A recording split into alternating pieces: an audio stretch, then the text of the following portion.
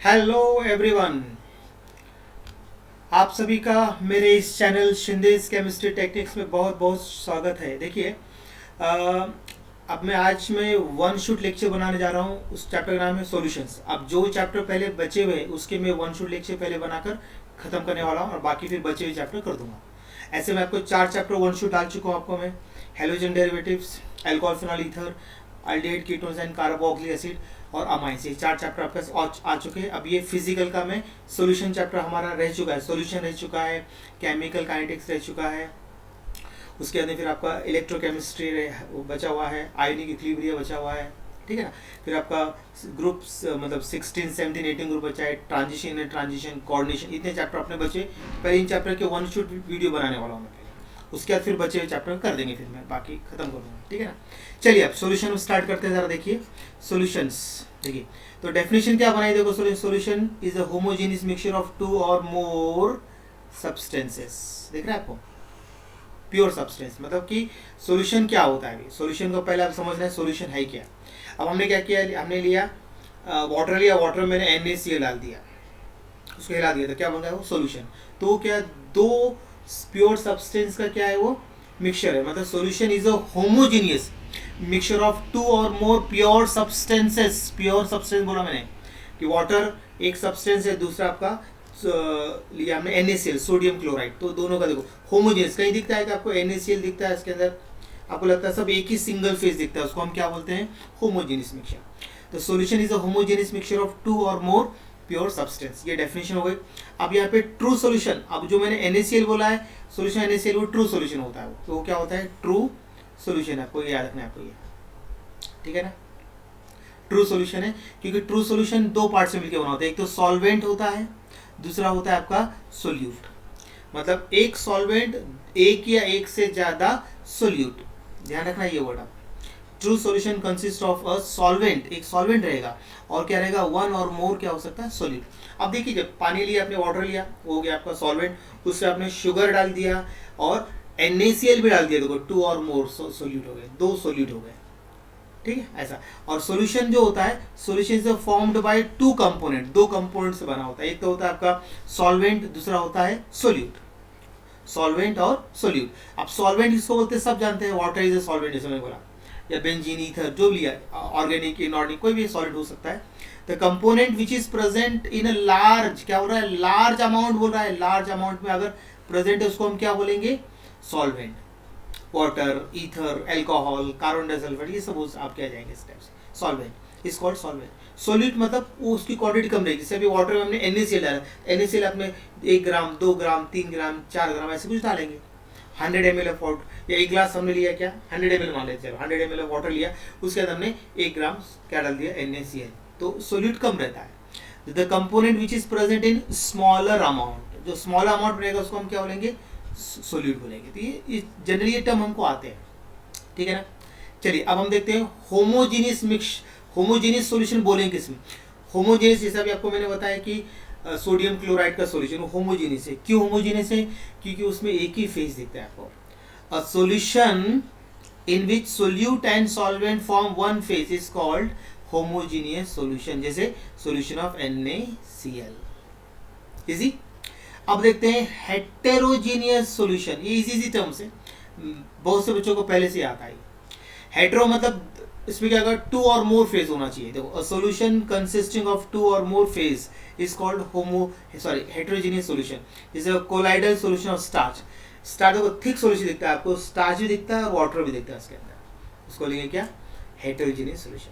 अब यहाँ बाइनरी एक सॉल्यूशन वर्ड आया, बाइनरी, तो ऐसा सॉल्यूशन जिसमें 2 कंपोनेंट होंगे, मतलब एक सोल्यूट और एक सॉल्वेंट। देखो a solution containing 2 components is called binary solution, ये आपको याद रखना, बाइनरी सॉल्यूशन को हम बोलेंगे। जैसे देखो an aqueous solution of glucose which contains one component of, क्या रहेगा उसके अंदर, solvent मतलब वाटर है, and other component of solute क्या है, ग्लूकोज, ठीक है ना, giving total 2 components in the solution। लिख लीजिए। अब बताइए कोई कंफ्यूजन इसके अंदर है बेटा, आप लोगों को आ जाएगा आपको, ये इजी टर्म से पूरे। अब हम देखते हैं यहाँ पे टाइप्स ऑफ सॉल्यूशंस। तो देखो a solution consist of solvent and solute, since the physical states of solvent and solute may be gaseous, liquid और सॉलिड हो सकता है। और यहाँ याद रखना आपको, there are 9 types of solution. कितने टाइप के सॉल्यूशन है? 9 टाइप के। सामने आपके पास ये टेबल है, तो यहाँ पे आपका ये सोल्यूट है, दिख रहा है आपको, ये सोल्यूट और ये सॉल्वेंट, ठीक है ना। ये आपका सोल्यूट है, ये दिख रहा है सोल्यूट, और ये सॉल्वेंट। एक मिनट में इधर इसमें रेड कलर चूज कर लेता हूँ मैं। चलिए अब देखिए, ये सोल्यूट और ये सॉल्वेंट, ठीक है ना। आप जरा ध्यान से देखिए, सॉलिड इन लिक्विड मतलब सोल्यूट सॉलिड है और solvent liquid. Solid in liquid मतलब उसका example sea water, benzoic acid in benzene. Benzoic acid जो होते हैं वो नीडल शेप के क्रिस्टल होते हैं। कैसे होते हैं? नीडल शेप के क्रिस्टल होते हैं, वो बेंजीन में डिसॉल्व होते हैं। Sugar in water, sugar solid है, वाटर सॉलिड इन लिक्विड है। देखो क्लियर हो गया पहला, सॉलिड इन लिक्विड। तो ये एग्जांपल टेक्स्ट बुक के बाहर कुछ जाता नहीं, अगर बाय चांस आए तो आपको समझ में आना चाहिए कि उसके सोल्यूट क्या है और सॉल्वेंट क्या है, आपको समझ में आना चाहिए। दूसरा देखिए, सॉलिड इन सॉलिड, इसमें देखो metal alloy, solid in solid, ठीक है ना। तो दो मेटल का मिक्सचर हो गया सॉलिड, एलॉयस आ जाएंगे सच एज ब्रास, ब्रॉन्ज, ये सब बहुत से, स्टेनलेस स्टील, बहुत सारे एग्जांपल उसके। अब solid in gas, solid solute है और गैस क्या है? सॉल्वेंट है। तो आयोडीन इन एयर, एयर देखो सॉल्वेंट और आयोडीन उसके अंदर रहता है, तो आयोडीन इन एयर, तो आयोडीन हो गया सोल्यूट मतलब सॉलिड इन गैस। ऐसा बहुत आसान है। फिर है लिक्विड इन लिक्विड, अब दोनों भी, सॉलिड भी लिक्विड है, सॉल्वेंट लिक्विड है। देखो गैसोलीन, गैसोलीन देखो लिक्विड्स का मिक्सचर रहता है, मतलब mixture of hydrocarbon, liquid hydrocarbon mixture रहता है। इथेनॉल इन वाटर, इथेनॉल को वाटर डाल दो, है ना, मतलब वाइन को डाल रहे पानी के अंदर, ऐसा बोलेंगे। फिर है लिक्विड इन सॉलिड, तो amalgam of mercury with metal as mercury in silver. जैसे अभी हमने एग्जांपल, इसका बेस्ट है मर्क्यूरी। देखो मर्क्यूरी जो है ना, मर्क्यूरी, मर्क्यूरी किस में रहेगा आपका? सिल्वर, जो एजी डाला हमने, एजी सिल्वर, तो इसको देंगे सिल्वर, क्या बोलते हैं हम लोग? Amalgam, silver amalgam, sodium amalgam, zinc amalgam. जब दो अमलगम मतलब मर्क्यूरी जब आता है तो अमलगम वर्ड यूज किया जाता है, अमलगम, तो sodium amalgam, zinc amalgam, silver amalgam, ऐसे बहुत सारे एग्जाम्पल बन सकते हैं। फिर लिक्विड इन गैस, तो क्लोरोफॉर्म इन नाइट्रोजन। देखो लिक्विड है क्लोरोफॉर्म, वो किस, ठीक है, क्लोरोफॉर्म इन नाइट्रोजन बोल रहा है, तो नाइट्रोजन क्या है? गैस है, तो क्लोरोफॉर्म लिक्विड है, लिक्विड इन नाइट्रोजन। ऐसे बहुत सारे एग्जाम्पल आपके ले सकते हैं। तो आपकी ज़्यादा कोशिश करें कि टेक्स्ट बुक के एग्जाम्पल ये पूरे याद होने चाहिए हमको। ओके, अब देखते हैं gas in liquid, gas solute है और सॉल्वेंट क्या है? लिक्विड। तो कार्बोनेटेड वाटर मतलब कार्बन डाइऑक्साइड इन वाटर, जैसे आप बोल रहे पेप्सी पीते हैं ना, आपको लिम्का, ठीक है ना, कोको कोला, ये सब जो है ना, तो उसमें क्या था? कार्बन डाइऑक्साइड इन, मतलब गैस इन लिक्विड रहता है, वो हेनरीज लॉ यूज करते हैं। फिर gas in solid, hydrogen in palladium, मतलब हाइड्रोजन को डिपॉजिट कर दो पैलेडियम मेटल पे, निकल पे कर दो, ठीक है ना, कोई मेटल पे कर दो, ऐसा। फिर gas in gas, air, air जो होता है गैसेस और मिक्सचर होता है, खत्म। जैसे कि oxygen, nitrogen, argon, other gases सब मिक्सचर रहता है इसके अंदर। देखिए ये बहुत आसान है, सिंपल, इतना भी याद किया तो बहुत है। तो अभी कैसे आप लोगों को कैसा मालूम है क्या? आप लोगों को इतना उतना ही करके चलना है, पूरा टेंशन बिल्कुल नहीं लेना है आप लोगों को, ठीक है। चलिए नेक्स्ट देखते हैं, capacity of solution to dissolve solute. आप देखो सोल्यूट को मैंने क्या कर दिया? सॉल्वेंट में डिसॉल्व कर दिया, तो डिसोल्यूशन हो गया, बन गया सोल्यूशन। सोल्यूशन मैंने क्रिस्टलाइजेशन कर दिया, तो फिर से आपको क्या मिलेगा? सॉल्वेंट और सोल्यूट मिल जाएगा, बराबर है, ये याद रखना है। तो इसमें ये बताना है कि solute, capacity of solution of dissolve, मतलब वो सॉल्यूशन में कितना सोल्यूट डिसॉल्व होता है उसकी कैपेसिटी बतानी है यहाँ पर। तो उस बेसिस देखो हमने यहाँ पे क्या किया? सैचुरेटेड सॉल्यूशन बना लिया है, अनसैचुरेटेड बना लिया है, सुपर सैचुरेटेड। ये सिंपल टर्म है, ये नहीं आता एग्जाम, ये तो सब समझने के लिए रहता है। देखो a saturated solution contain maximum amount of solute dissolved in a given amount of solvent at a given temperature। saturated मतलब पहला सॉल्यूशन रहेगा आपका अनसैचुरेटेड, उसके अंदर हम क्या करेंगे? सोल्यूट डिसॉल्व करते जा रहे हैं, करते जा रहे हैं, करते जा रहे हैं। तो पहला जो कंडीशन सॉल्यूशन वो अनसैचुरेटेड, डिसॉल्व होते जा रहा है, होते जा रहा है, होते जा रहा है। एक टाइम ऐसा आएगा कि सोल्यूट इसमें डिसॉल्व होना बंद हो जाएगा, तो ऐसे सॉल्यूशन बोलेंगे सैचुरेटेड। और अगर उसके अंदर जबरदस्ती हिला के कुछ डाल देंगे सोल्यूट, तो उसको लेंगे सुपर सैचुरेटेड। ऐसे तीन टर्म है, सैचुरेटेड, अनसैचुरेटेड और सुपर सैचुरेटेड। ये सिंपल टर्म है। जैसे मान लिया आपको भूख लगी है, तो आप अनसैचुरेटेड, आप खाना खाते जा रहे हैं, खाते जा रहे हैं, खाते जा रहे हैं, तो पेट भर जाएगा तो सैचुरेटेड। और पेट भरने तो आप खाना नहीं खा सकते डबल, तो आप थोड़ा सा ऊपर से मिठाई खा सकते हैं या थोड़े फ्रूट्स खा सकते हैं, उसको बोलेंगे सुपर सैचुरेटेड। क्लियर? चलिए इस छोटे टर्म से याद रखिए। अब हम बात करते हैं सॉल्युबिलिटी, सॉल्युबिलिटी की बात करते हैं। तो सॉल्युबिलिटी देखो, the solubility of solute is its amount per unit volume of saturated solution at specific temperature। मतलब सोल्यूट को क्या कर रहे हैं, एक मतलब कि पर यूनिट वॉल्यूम में एक यूनिट वॉल्यूम में कितना सैचुरेटेड सॉल्यूशन वो डिजॉल्व होता है, उसको बोलते हैं सॉल्युबिलिटी। मतलब solubility of solute is it's amount per unit volume, बोल रहा है per unit volume of saturated solution at specific temperature. और इसकी यूनिट क्या होना चाहिए, मोल पर लीटर, या फिर आप ये भी ले सकते हो और मोल पर डीएमक्यू ले सकते हो, मोल पर डीएमक्यू एक ही बात है, क्योंकि 1 डीएमक्यू इक्वल्स टू होता है 1 लीटर। ये आपको कन्वर्जन्स आने चाहिए आपको। अब देखते हैं फैक्टर्स अफेक्टिंग सॉल्युबिलिटी। तो सॉल्युबिलिटी को अफेक्ट करने के जो 3 फैक्टर है, nature of solute and solvent, फिर टेम्परेचर और प्रेशर, 3 फैक्टर्स अफेक्ट करेंगे सॉल्युबिलिटी। मतलब कि जो आप NaCl आप डिजोल्व कर रहे हैं वाटर में, तो उसको अफेक्ट करने वाले 3 फैक्टर है। सोल्यूट का नेचर कैसा है, सॉल्वेंट का नेचर कैसा है, दूसरा टेम्परेचर कम है कि ज़्यादा है, तीसरा है प्रेशर कम है कि ज़्यादा है, ऐसा ये 3 फैक्टर। अब एक एक फैक्टर हम देखते हैं। पहला फैक्टर देखते हैं, nature of solute and solvent. देखो, the substances having similar intermolecular forces are likely to be soluble in each other। मतलब कि यहाँ पे like dissolves like। अगर आपका ऑर्गेनिक कंपाउंड ऑर्गेनिक सॉल्वेंट में डिजॉल्व होगा, मतलब नॉन पोलर में। अब देखो, आपने NaCl को वाटर डिजॉल्व कर दिया, मतलब पोलर में डिजॉल्व। लाइक डिजॉल्व्स लाइक, ये याद रखना है यहाँ पे आप ये पॉइंट याद रखिए, लाइक डिजॉल्व्स लाइक, ये आप यहाँ याद रखिए यहाँ पर। तो मतलब उसमें क्या होता है कि सॉल्वेंट का मैग्नीट्यूड सेम होता है ऐसा।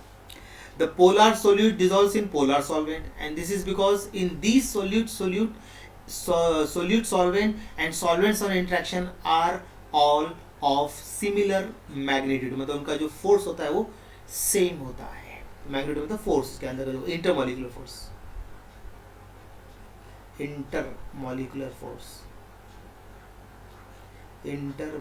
फोर्स बोलेंगे उसको, सबसे अच्छा वर्ड ये रहेगा, ठीक है। अब जैसे NaCl कैसे आपका पोलर है, तो NaCl डिजॉल्व्स इन वाटर, तो पोलर में डिजॉल्व हुआ है। कोलेस्ट्रॉल नॉन पोलर है, तो cholesterol non polar solid dissolve होगा, जैसे बेंजीन एग्जांपल लिया है। शुगर पोलर है, तो ये वाटर में डिजॉल्व होगा, इस टाइप से। ऐसे तो थर्ड देखा तो शुगर डिजॉल्व्स इन वाटर, ये एक्सेप्शन है। देख लीजिए बहुत, मतलब nature of solute and solvent, nature of solute solvent एक जैसा होना चाहिए, लाइक डिजॉल्व्स लाइक, ये याद रखना, बाकी कुछ है नहीं है।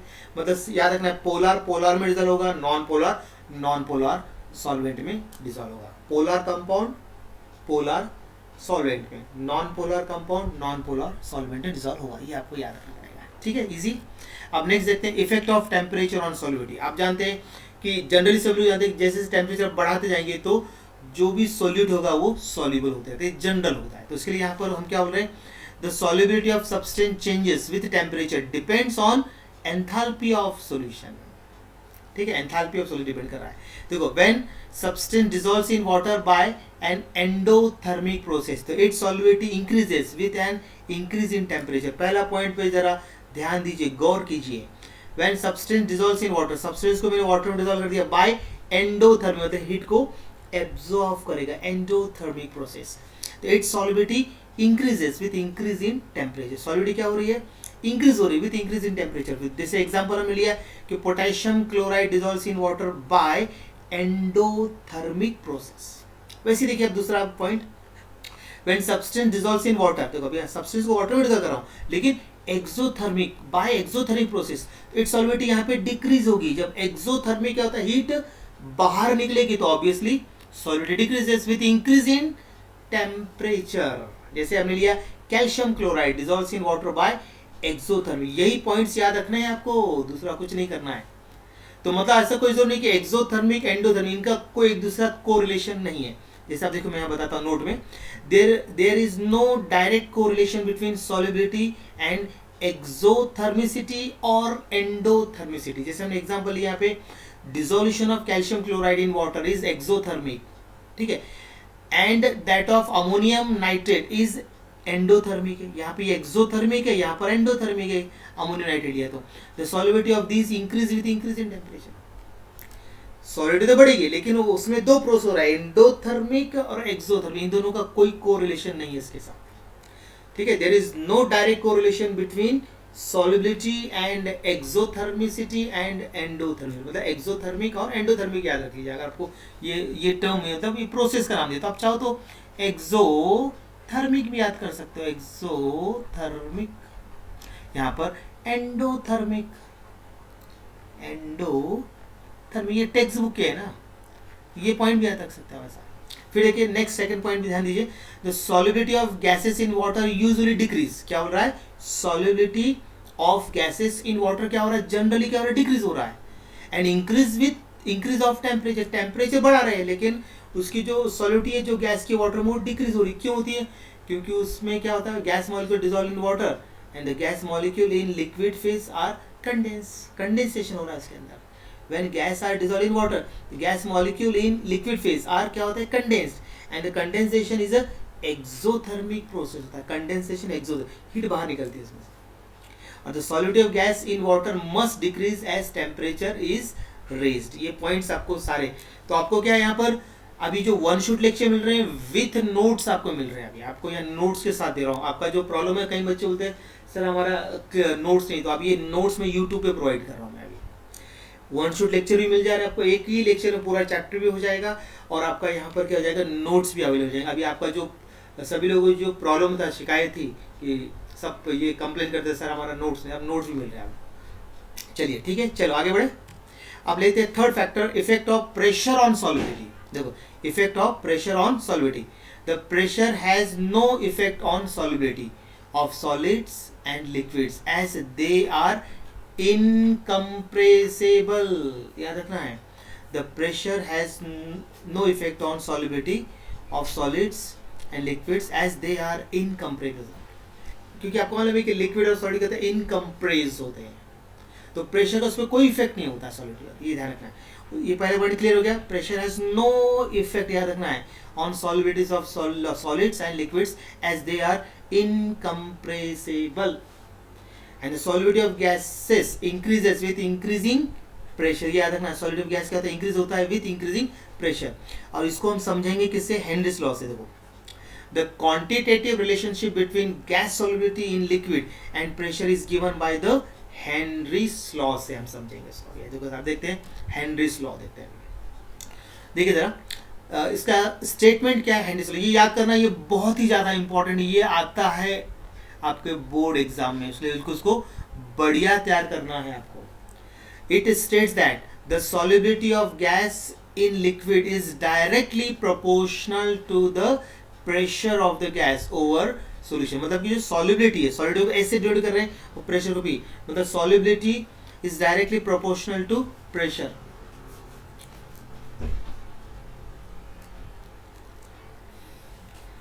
Solubility is directly proportional to pressure. तो अभी हम इस डायरेक्टली प्रोपोर्शनल को रिमूव करने वाले हैं। रिमूव करने में क्या लेते, कांस्टेंट KH लेते, कांस्टेंट क्या लेते, KH। तो the solubility of the gas in mole per litre होगा, और प्रेशर ऑफ द गैस, तो इसका क्या लिखते हैं हम लोग, बार, प्रेशर जो होते हैं इन बार लिख देता हूँ, एक मिनट, प्रेशर इन बार, इसका ये लिख देता हूँ, प्रेशर इन बार, यूनिट बार में रहती है। और हेनरीज केएच क्या होता है, हेनरीज कांस्टेंट। आप देखो इस यूनिट कैसे निकाला, यूनिट ऑफ केएच कैसे निकाला, तो KH equals to S upon P, क्योंकि यहाँ पे क्या है केएच, तो एस अपॉन पी, देखो पी नीचे लेगा ना, तो एस अपॉन पी, एस क्या होता है, मोल पर लीटर में होता है, और प्रेशर का बार, मतलब मोल पर लीटर पर बार। आपको याद रखना है केएच की यूनिट क्या हो गई है, मोल पर लीटर पर बार, ये होगी इसकी यूनिट, याद हो जाएगा। तो स्टेटमेंट याद रखिए, फॉर्मूला ये, और ये वाला फॉर्मूला आपको याद रखना है, ये फॉर्मूला आपको याद रखना है, ठीक है ना। उसके बाद फिर इसकी यूनिट याद रखना, बस। अब इस पे न्यूमेरिकल आएंगे, वो उस पर ध्यान देना है आपको, ठीक है, क्लियर हो गया ना। मतलब सिंपल है कि सॉल्युबिलिटी ऑफ गैस जो होता है, solubility of gas in liquid is directly proportional to क्या होता है, pressure of the gas over the solution, ये आपको ध्यान रखना पड़ेगा। ओके, नाउ नेक्स्ट है आपको यहाँ पर देखिए, अब मैं इस पे न्यूमेरिकल देने जा रहा हूँ। अब ध्यान से देखिए न्यूमेरिकल क्या हो रहा है, अब आपको सब याद रखना है। मैंने इसको MCQs के फॉरवर्ड बनाया है, लेकिन हमको सॉल्व तो पूरा करना पड़ेगा, MCQ से कुछ सॉल्व करना पड़ेगा। देखो calculate concentration of carbon dioxide, concentration मतलब सॉल्युबिलिटी की बात कर रहा है, कॉन्सेंट्रेशन जो बोलता है मतलब सॉल्युबिलिटी पूछ रहा है। तो calculate the concentration of carbon dioxide in soft drink that is bottled in a partial pressure of carbon dioxide in 4 बार। देखो ये प्रेशर दे रखा है आपको यहाँ पर, over the liquid at 298 kelvin ये टेम्परेचर है। तो Henry's law constant for CO2 in water कितना दिया हेनरीज लॉ, 3.1 इंटू 10⁻⁻² मोल पर लीटर पर बार ये है। तो अभी हम अगर हम गिवन लिखते हैं इसके, अगर अब हम बिल्कुल बोर्ड कैसे करेंगे तो गिवन, अब ध्यान दीजिए गिवन, तो गिवन में क्या दे रहा है सॉल्यूशन में पहले क्या लिखते हैं, गिवन लिखेंगे हम ऐसा, ठीक है ना। तो आप देखिए गिवन, तो गिवन की बात करते हैं अभी हम। तो आपको क्या दिख रहा है यहाँ पर, मुझे 4 बार प्रेशर दिया हुआ है यहाँ पे क्वेश्चन में, आपको प्रेशर कितना दिया है 4 बार, यहाँ पे लिख दिया मैंने प्रेशर, ठीक है। उसके बाद फिर सॉलिडिटी कांस्टेंट दे रखा है, मतलब कि हेनरीज कांस्टेंट इसको बोलते हैं हम लोग, KH ये कितना दे रखा है 3.1 इंटू 10⁻⁻², यूनिट के साथ लिखना है मोल पर लीटर पर बार, याद कर लीजिए। उसके बाद आपको कैलकुलेट क्या करना है, सॉलिडिटी कॉन्सेंट्रेशन मतलब सॉल्युबिलिटी को क्या कैलकुलेट करना है। तो सॉलिडिटी इक्वल्स टू, फॉर्मूला हमको याद है पूरा, KH इंटू P। KH की वैल्यू कितनी दी हुई है 3.1 इंटू 10⁻⁻² दिया है, ठीक है ना। लिखना है तो पूरी यूनिट लिख सकते हैं, मोल पर लीटर पर बार इंटू, अभी इसमें प्रेशर कितना दिया है 4 बार, तो 4 बार हो गया। तो अब ये देखो इसमें से बार बार आपका कट हो जाएगा इसमें से। अब देखो इसको इससे मल्टीप्लाई कीजिए, 4 1 4, 4 3 12, मतलब इसका जो आंसर आएगा 12.1, ठीक है ना, मोल, क्योंकि बार बार कट हो गया। अब क्या बचा, मोल पर लीटर बचा, क्या बचा, मोल पर लीटर। तो इसका आंसर आएगा आपका A आ जाएगा। 12 थोड़ा सा मिस्टेक है, 2 होना चाहिए इधर, मिसप्रिंट है इधर, 2 होना चाहिए, अब करेक्ट हो गया, ठीक है ना। मैंने भी यहाँ पे, एक मिनट है, इसको मैं पूरा यूनिट्स के साथ नहीं लिखा मैंने, एक मिनट। अब देखिए मैं इसको पूरा लिखता हूँ, 12 इंटू 1 मैंने मल्टीप्लाई किया और ये 10⁻⁻² छूट गया है, तो इसका बचा क्या, मोल पर लीटर बचा, हो गया। आ गया आंसर, क्लियर हो गया, क्लियर है। चलो इसी पैटर्न में हम क्या करते हैं, दूसरा क्वेश्चन करते हैं अभी। अब यहाँ पे क्या हो रहा है कि Henrys constant for oxygen dissolved in water, Henrys constant for oxygen dissolved in water is, ये दे रखा है कितना 4.34 इंटू 10⁻⁻⁴ मोल पर लीटर बार एट 298 केल्विन। तो मतलब ये हेनरीज कांस्टेंट दिया हुआ है। If partial pressure of dissolve oxygen is, ये इसका बार मतलब प्रेशर गिवन है, कैलकुलेट कांस्टेंट मतलब इसमें भी सॉलिडिटी निकालना है। तो आप चाहो तो गिवन लिख सकते हो, क्या क्या दिया है गिवन, ठीक है ना। आप देख लीजिए, अब हम क्या करेंगे, यहाँ पर गिवन लिख देते हैं पूरा, जो जो आपको दिया हुआ है यहाँ पर गिवन। तो देख लीजिए गिवन में क्या है, यहाँ पर KH दिया हुआ है, KH कितना है 4.34 इंटू 10⁻⁻⁴, ठीक है। यूनिट हमको मालूम यहाँ लिखा है, ये हम यूनिट लिखते हैं, ठीक है। उसके बाद में फिर हम यहाँ लिखते हैं क्या, देख लीजिए KH के फिर लिखते हैं प्रेशर जो दिया है, प्रेशर कितना दिया है यहाँ पर 0.2 बार, ये प्रेशर है। उसके तरफ को सॉलिडिटी यहाँ पे कैलकुलेट करना है आपको। अब हम यहाँ फॉर्मूला क्या आपका S equals to KH into P। अब KH की वैल्यू कितनी है 4.34 इंटू 10⁻⁻⁴, यहाँ पे लिख देते पूरा यूनिट क्या है, मोल पर लीटर पर बार इंटू कितना है 0.2 बार। तो ये बार बार आपके कट हो जाएंगे इसमें से। अब यहाँ क्या बचता है वो लिख लीजिए, यहाँ लिख देता हूँ, ऊपर लिखूँ क्या या इधर लिख दूँ, क्या आएगा यहाँ पर, मल्टीप्लाई करो अभी 0.2 को इससे मल्टीप्लाई कर दीजिए तो कितना आता है। मेरा जो आंसर आया मैं लिख देता हूँ यहाँ पर 0, कैलकुलेटर से करके रखा है मैंने, तो आपको बता देता हूँ 868 इंटू 10⁻⁻, मल्टीप्लाई करना है, कोई बड़ी बात नहीं। बचा क्या, मोल पर लीटर, खत्म, ये आंसर आ गया, ऐसा आ गया आपके पास, खत्म। इजी क्वेश्चन है, ज़्यादा प्रॉब्लम क्रिएट नहीं करता है, ठीक है ना। चलिए क्लियर हो गया। अब हम आगे बढ़ते हैं, अब देखते हैं वेपर प्रेशर ऑफ सॉल्यूशन, क्या बोल रहे हैं, vapour pressure of solution in liquids, okay. तो vapour pressure of solution in liquids, liquids या लिक्विड्स की बात कर रहे हैं। तो अभी हमने क्या किया, दो बाइनरी सॉल्यूशन लिया है, दो volatile liquid A1 and A2, मतलब consider a binary solution of two volatile liquids A1 and A2, दो हमने ले लिया एक कंटेनर में, ठीक है। When solution is placed in container रख दिया हमने वो दोनों को दोनों और वेपराइज किया हुआ, तो क्या होगा, अभी जब वेपराइज होगा तो दोनों में क्या होगा, इक्विलिब्रियम सेट हो जाएगा, लिक्विड फेज और वेपर फेज में इक्विलिब्रियम, क्योंकि अभी जो लिक्विड लिया है तो वो क्या होंगे, वेपराइज होंगे, तो वेपर होंगे फिर कंडेंस होंगे फिर लिक्विड, वेपर होंगे फिर लिक्विड वेपर, ऐसे कर दोनों में क्या होता है, इक्विलिब्रियम एक टाइम ऐसा है कि दोनों का रेट सेम हो जाएगा, rate of condensation and rate of evaporation equal हो जाएगा, ठीक है ना। तो both components are present in the vapour phase, the partial pressure of the component are related to their mole fractions in the solution, and this relationship is given by Raoult law। कौन से Raoult से करेंगे लोग, Raoult law से करेंगे इसको, okay. अब देखते हैं Raoult's law। Raoult's law क्या बोलता है, it states that partial vapor pressure of any volatile component, क्या हो रहा है, partial vapor pressure of any volatile component of a solution is equal to the vapor pressure of the pure component बोल रहा है, multiplied by mole fraction of in the solution. मतलब कि आपको क्या लगा, कोई भी लिया है कंपोनेंट यहाँ पर, तो पार्शियल प्रेशर जो रहता है, ये जो पार्शियल प्रेशर जो है of any volatile component of solution किसके इक्वल बोल रहा है, ये वेपर प्रेशर प्योर कम, तो उसको मैंने पी नॉट लिख देता हूँ, ठीक है ना, 1 कर देता हूँ इन टू किसके होगा, मल्टीपल मोल फ्रैक्शन, तो उसको जाई से शो करते हैं, जाई एक्स ऑफ द सॉल्यूशन, मतलब इसको 2 लिख देते हैं, ऐसा ये बोल रहा है राउल्ट्स लॉ।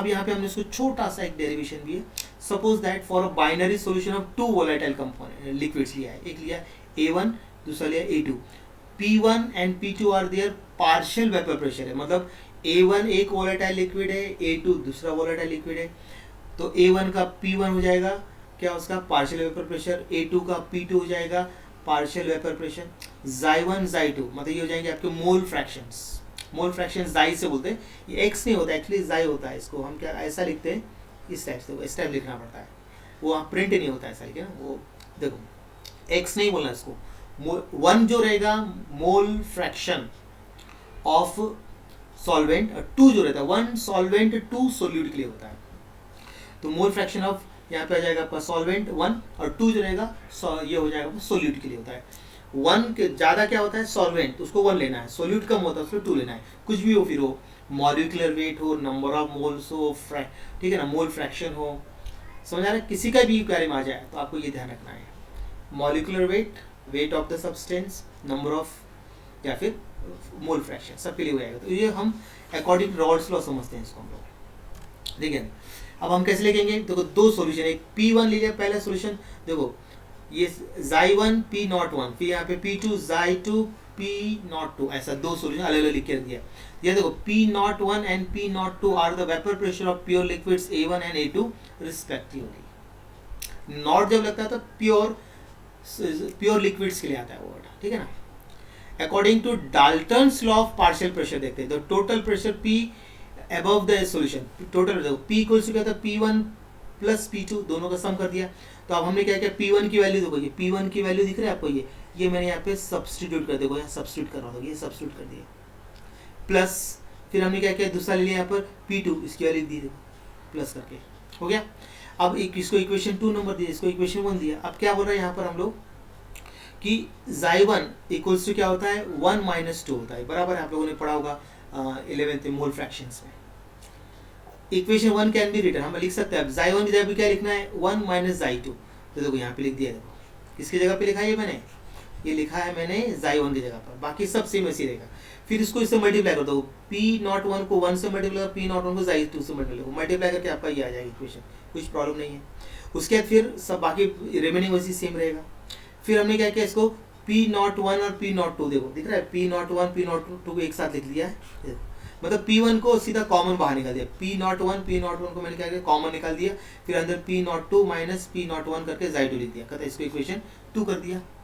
अब मैंने क्या किया, because P01 and P02 are constant है वो यहाँ पर, और उसको क्या करेंगे, अ प्लॉट ऑफ P मतलब pressure versus Xi2 straight line में लिख दो, यहाँ पे वेपर प्रेशर लिया हमने और यहाँ पे लिया मोल फ्रैक्शन, इसके वर्ष हमने क्या किया ग्राफ प्लॉट कर दिया हमने, ठीक है ना, ग्राफ प्लॉट कर दिया हम लोगों ने अभी यहाँ पर, तो फिर क्या होगा, अभी देखो ग्राफ प्लॉट करने के बाद देख लीजिए। तो अब आपको एक स्ट्रेट लाइन दिख देखो, P1 P01 से लेके P02 देखो, ये आपका आइडियल, तो P total P1 plus P2 ये स्ट्रेट लाइन, ये आइडियल सॉल्यूशन का है।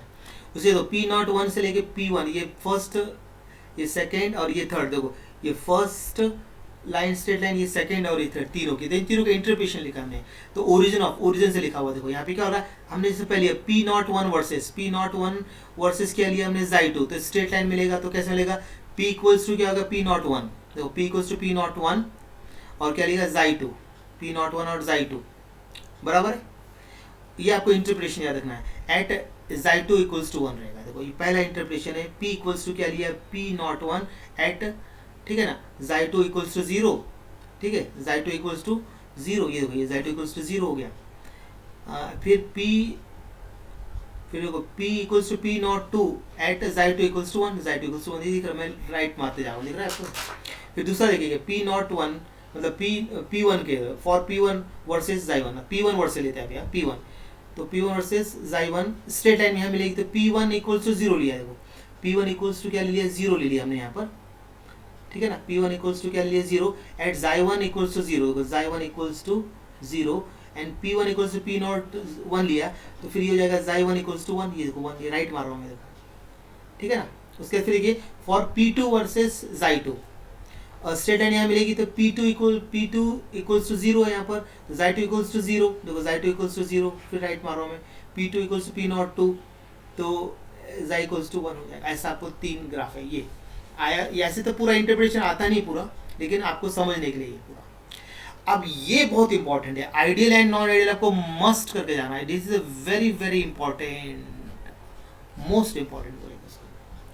तो आइडियल सॉल्यूशन क्या होगा, ऐसा सॉल्यूशन जो राउल्ट्स लॉ को क्या कर रहे हैं, फॉलो कर रहा है, एंटायर पूरी रेंज ऑफ कॉन्स्टेंट, कितना भी कॉन्स्टेंट रेंज लो और रेंज ले रहे, देखो पहले पॉइंट में डेफिनेशन लिखा है, यहाँ पे इसको हम डेफिनेशन बोल रहे हैं, इसको मैं डॉट डाल रहा हूँ, ideal solution obeys Raoult's law over entire range of concentration, ये आपको याद रखना है, ठीक है। उसके फिर इसके जो कैरेक्टरिस्टिक लीजिए राइट कर रहा हूँ, नो हीट इज इवॉल्व्ड और absorb when two components forming an ideal solution are mixed, तो इसको हम शॉर्ट में क्या बोलेंगे, एंथैल्पी ऑफ मिक्सिंग इज 0, मतलब उसको ऐसे डिनोट करते हैं डेल्टा MIX इक्वल्स टू 0, ठीक है ना। ये मतलब एंथैल्पी ऑफ मिक्सिंग क्या होगी 0 होगी यहाँ पर, मतलब इसमें कोई आइडियल सॉल्यूशन, दो आइडियल सॉल्यूशन अगर आप मिक्स करते हैं, ठीक है ना, मिक्स करके आपने आइडियल सॉल्यूशन बनाया, तो उसकी जो एंथैल्पी ऑफ मिक्सिंग जो होगा वो 0 होगी, उसकी कैसे होगी 0। अब नेक्स्ट पॉइंट, नेक्स्ट कर याद लीजिए, there is no volume change when two components forming an ideal solution are mixed, दो आइडियल सॉल्यूशन जब मिक्स करेंगे तो उसको वॉल्यूम में कोई चेंज नहीं होगा, मतलब the sum of an ideal solution is equal to the sum of volumes of two components taking for mixing 0, देखो delta M volume equals to 0 लिया आपने, इतना भी शॉर्ट में पूरा समय इतना भी याद रखा तो काम बन जाता है आपका इतना, तो ठीक है। अब हम देखते हैं यहाँ पर एन आइडियल सॉल्यूशन जो होता है, in an ideal solution solvent solute solvent molecular interaction are comparable, मतलब नेग्लिजिबल होता है, नेग्लिजिबल नहीं के बराबर होता है इनमें। आइडियल सॉल्यूशन में सॉल्वेंट सोल्यूट एंड सॉल्वेंट जो मॉलिक्यूलर इंटरेक्शन होंगे वो नेग्लिजिबल है, कंपैरेबल लिखा है इसको वर्ड। फिर देखिए नेक्स्ट पॉइंट आपका, the vapour pressure of ideal solution always lie between vapour pressure of pure component, मतलब अगर हम उसका ग्राफ ड्रॉ करेंगे, अभी जो बनाया था वही ग्राफ है, देखो ये जो ग्राफ बनाया, देखो P total P1 plus P2 जो बनाया है ना, दिख रहा है आपको, ये आइडियल सॉल्यूशन का ये स्टेट मिलेगा आपको, ये इसके नीचे देखो आपका सोल्यूट और सॉल्वेंट का ग्राफ इसके नीचे बनेगा, आइडियल के नीचे बनेगा। The vapour pressure of ideal solution always lies below, ठीक है ना, ये आपका ये जो है ना इसके नीचे बनेगा, तो vapour pressure of ideal solution always lie between क्या होगा, vapour pressure of pure components के बीच में रहता है, ऐसा बोलेंगे, ये इसमें दिखा। इसका एग्जांपल याद करना है, बेंजीन इन टोलुइन, ये किसका एग्जांपल हो गया, आइडियल सॉल्यूशन का बेस्ट एग्जांपल हो गया।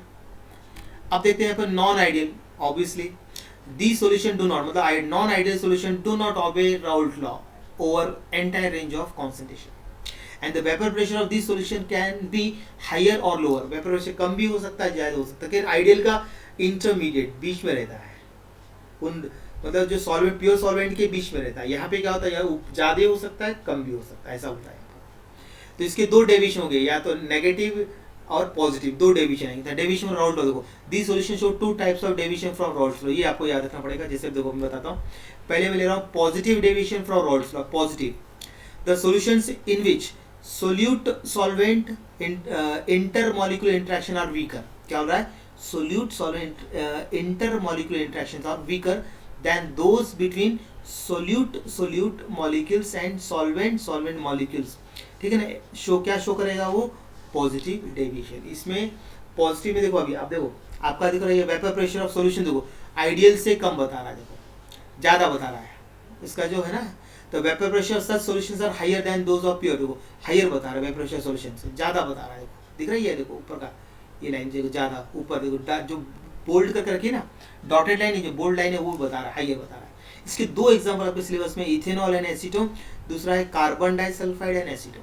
देख लीजिए, मतलब कि positive deviation from Raoult law में क्या होता है कि सॉल्यूशंस में क्या होता है, सोल्यूट सॉल्वेंट इंटरेक्शन क्या होता है, अट्रैक्शन जो होता है वीक होता है, किससे, सोल्यूट और सॉल्वेंट मॉलिक्यूल से, और ये शो करते हैं पॉजिटिव डेविएशन।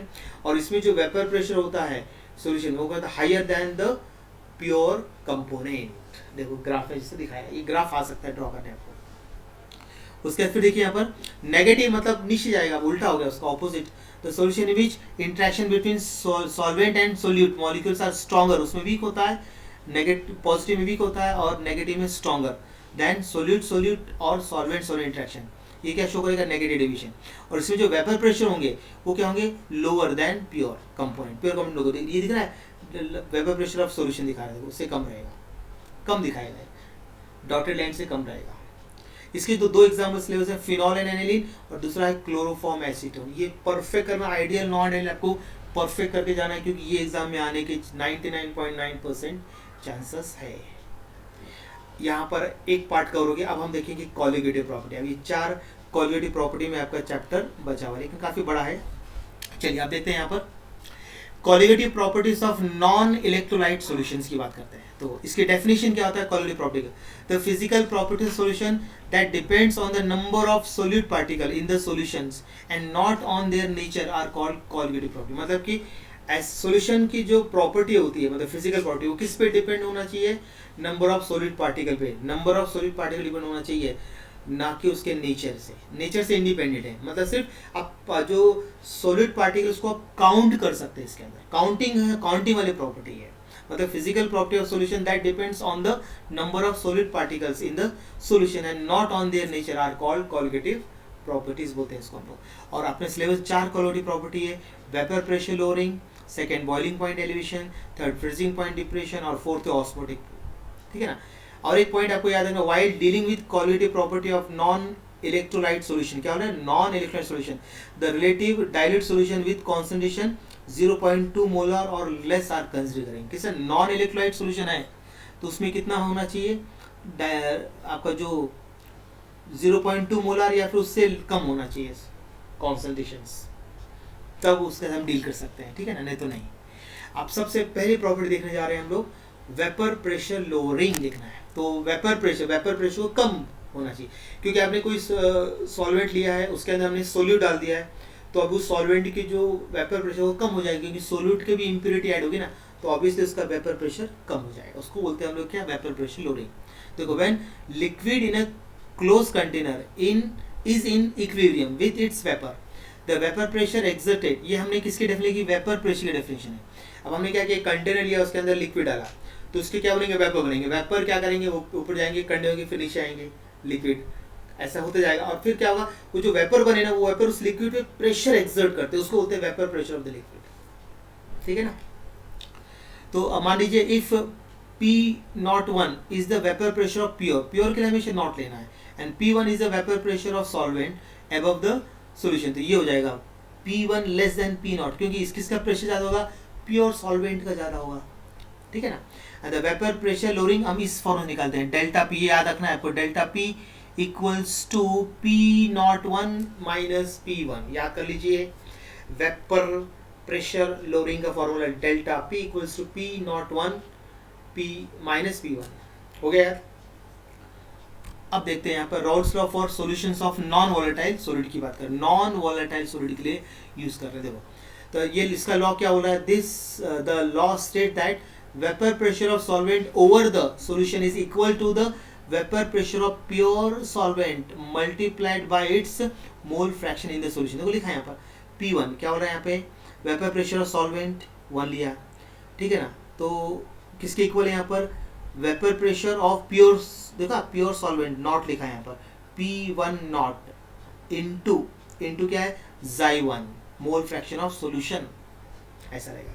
अब हम इसको ग्राफ प्लॉट करें तो आपको एक स्ट्रेट लाइन मिलेगी, ओरिजिन से स्ट्रेट लाइन। तो इसका समझने के लिए plot P1 versus Xy1 in straight line is shown in the figure. देखो याद हुआ ना, ये मेन स्टेटमेंट से ये फॉर्मूला है, ऐसे फॉर्मूला आपको याद रखना है। फिर देखो कैसे डिराइव किया, छोटा डेरिवेशन देखते हैं। For binary solution containing one solute है, उसके अंदर बाइनरी सॉल्यूशन एक सॉल्वेंट है और एक सोल्यूट है, उसमें एक सोल्यूट है एंड एक सॉल्वेंट। देखो Xy1 इक्वल्स टू 1 माइनस एक रहता था, ऐसे यूज करना बाइनरी में। तो फिर हम क्या करेंगे यहाँ पे P1 इक्वल्स टू P01, ये अकॉर्डिंग टू आपका राउट्स लॉ। तो अब देखो इसमें क्या किया, Xy1 की जगह पे ये रख देंगे, ये अभी हमने किया था डिराइव। देखो तो अब इससे मल्टीप्लाई कर देंगे, तो इसको इसे 1 से मल्टीप्लाई किया, फिर बाद इसको Xy2 से मल्टीप्लाई, ये आ जाएगा आपको मल्टीप्लाई करके। फिर देखो P01 इक्वल्स टू P1, ये है ना, दोनों का डिफरेंस हमने लिया डेल्टा P, और बाकी बचा लिख दिया P01 इंटू Xy2, खत्म हो गया फॉर्मूला, आ गया। देखो नीचे लिखा है फॉर्मूला, ये देखो लोरिंग। तो लोरिंग वेपर प्रेशर ये आपको याद रखना है, डेल्टा P इक्वल्स टू क्या होता है P01 इंटू Xy2, ये हो गया आपका फॉर्मूला। ये फॉर्मूला याद रखना, ये एमसीक्यूज में काम आते हैं, आपके एमसीक्यूज में आएंगे, न्यूमेरिकल्स काम आएंगे। तो इक्वेशन 1 जो shows the delta P depends on Xy2 पे डिपेंड कर रहा है and that is on number of solute particle, इसलिए क्या हो जाएगा, लोअरिंग ऑफ वेपर प्रेशर क्या होगी, कॉलिगेटिव प्रॉपर्टी। पूछते हैं क्यों है ये, तो इक्वेशन में क्या होना है, Xy2 मतलब होता है नंबर ऑफ सोल्यूट पार्टिकल, मतलब कि डेल्टा P जो होता है वो किस पे डिपेंड कर रहा है, Xy2 मतलब होता है नंबर ऑफ सोल्यूट पार्टिकल। इसका मतलब हो गया कि डेल्टा P मतलब 10 delta P the lowering of vapour pressure is क्या हो गया, कॉलिगेटिव प्रॉपर्टी। ओके चलिए अब देखते हैं relative lowering of vapour pressure. Relative lowering of vapour pressure, देखो the ratio of vapour pressure दिख रहा है, रेशियो दिख रहा है, ratio of vapour pressure lowering of solvent ये दिखा है, डिवाइडेड बाय क्या कर रहे हैं, vapour pressure of pure solvent P01 pure solvent, ठीक है ना, is called relative lowering of vapour pressure. तो इसके देखो फॉर्मूला ये आ गया, रिलेटिव लोअरिंग प्रेशर ये formula delta P upon P01। तो डेल्टा P की जगह क्या लिख सकते हैं, P01 माइनस P1। तो इक्वेशन 1 शो, अब जो पीछे लिखा था 1 शो, तो उसमें हम ऐसे कर सकते हैं P delta P upon P01 equals to Xy2। तो अब हम चाहो तो Xy2 इक्वल्स टू ये भी लिख सकते हैं, क्योंकि P डेल्टा P की जगह पे ये भी लिखा जा सकता है, एक ही बात है ये। मतलब आपका फॉर्मूला कैसा आ गया, Xy2 इक्वल्स टू पूरा formula P01 minus P1 upon P01। अब इसकी जगह पे हम क्या लिख सकते हैं, इसकी जगह पे डेल्टा P भी लिख सकते हैं आप, ऐसा देख लीजिए, इस टाइप से फॉर्मूला हो गया। ओके अब देखो the relative lowering of vapour pressure, देखो ये आ गया, relative lowering of vapour pressure is equal to the mole fraction of solute in the solution, देख लीजिए, and therefore relative lowering vapour pressure is a colligative. देखो बार बार proof हो रहा है। अब देखिए molar mass of solute from vapour pressure lowering से देखते हैं, वेपर प्रेशर लोअरिंग। तो इसका सीधा फॉर्मूला निकाल, डेरिवेशन तो आता है, सीधा फॉर्मूला याद रखो तो चल जाता है। The relative lowering of vapour pressure is equal to the mole fraction Xy2 of solute in the solution. देखो ये हमने लिखा है, ये तो हमने अभी डिराइव किया हुआ इक्वेशन 1, ठीक है, फ्रॉम इक्वेशन 1 से लिखा। फिर देखो mole fraction of component of solution is equal to the its moles divided by total number. Xy2 क्या होता है, N2 upon N1 plus N2 होता है, ये होता है आपका, ठीक है ना। अब देखिए अब यहाँ पे N1 N2 क्या हो गया, the number the moles of solvent and solute respectively in the solution, ठीक है। अब देखो we are concern only with dilution, हम सिर्फ डाइल्यूट सॉल्यूशन कंसीडर करते हैं यहाँ पर। देखो तो N1 जो होगा नंबर मोल्स ऑफ क्या होगा, जो सॉल्वेंट है very very less than number of solute होता है इसे, तो मतलब N+1, देखो N1 प्लस N2 ये होगा अप्रॉक्सली क्या हो जाएगा, N1 हो जाएगा दोनों को। तो आपका ये हट जाएगा नीचे का, देखो नीचे का हट गया तो क्या हो जाएगा, N2 upon N1, Xy2 equals हो गया। अब हम क्या करेंगे, तो फॉर्मूला क्या बनाएंगे यहाँ पर, देखो P delta P upon P01 equals to N2 upon N1 हो गया। ठीक है ना। अब देखिए सपोज वी प्रिपेयर, ये डेरिवेशन नहीं करनी मत कीजिए, कोई प्रॉब्लम नहीं आपको। तो suppose that we prepare a solution of dissolving W2 gram को हमने क्या किया, ऑफ सोल्यूट W1 ग्राम में ऑफ सॉल्वेंट डिसॉल्व कर दिया, तो ना the moles of solute and solvent in the solution आ देखो क्या आएगा। तो अब हमने क्या किया, N2 equals W2 upon M2, मतलब N1 equals to W1 upon M1। तो अब देखो M1 and M2 are molar masses of solvent and solute respectively. तो अपने इक्वेशन 1 और 2 से निकालेंगे, देखो ये आ गया। Z इक्वल्स टू क्या होता है, delta P upon P nought 1 है।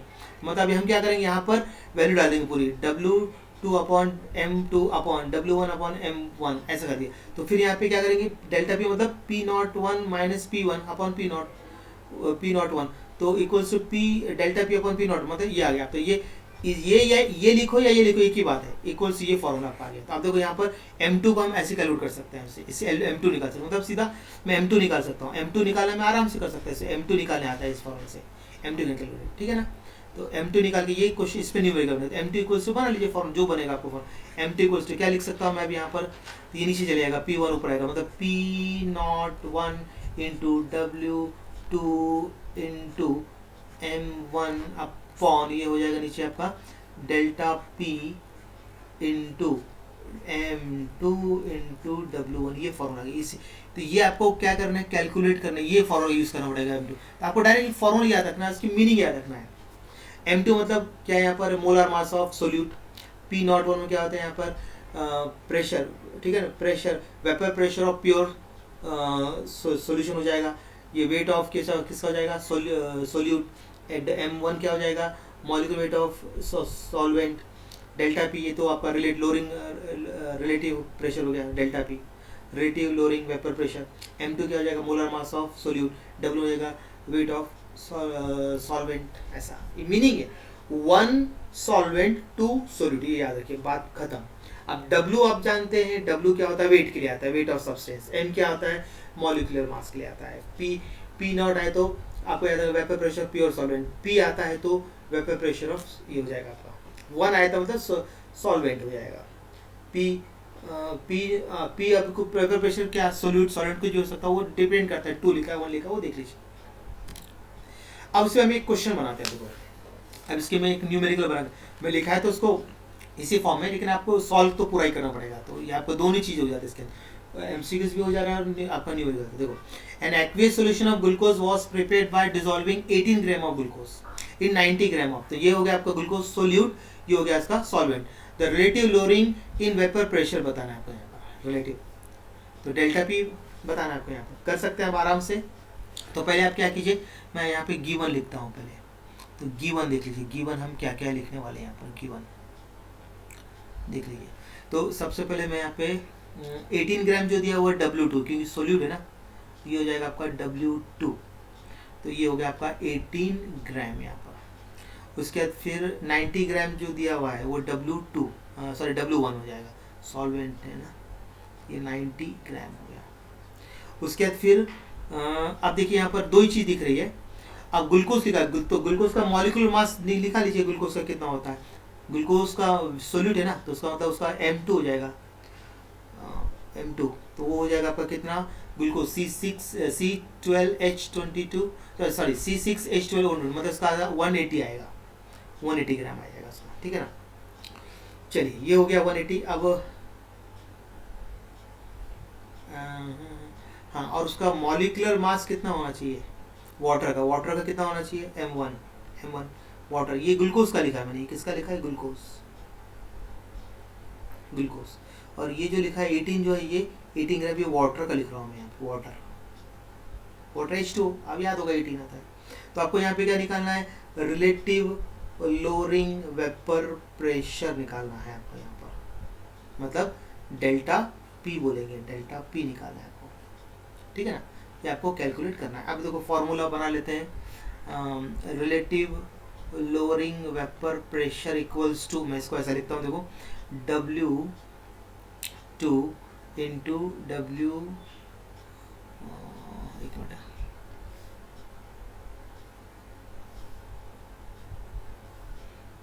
M1 होगा यहाँ पर, M1 अपॉन, यहाँ पे लिखूंगा मैं M2 इंटू W 1। अब इसके अंदर वैल्यू सब्स्टिट्यूट कर दो। तो मैंने इसकी W की वैल्यू कितनी है 18 दिख रहा है, इसकी कितनी है 118 है, इसकी भी W1 90, W2 18, W1 90।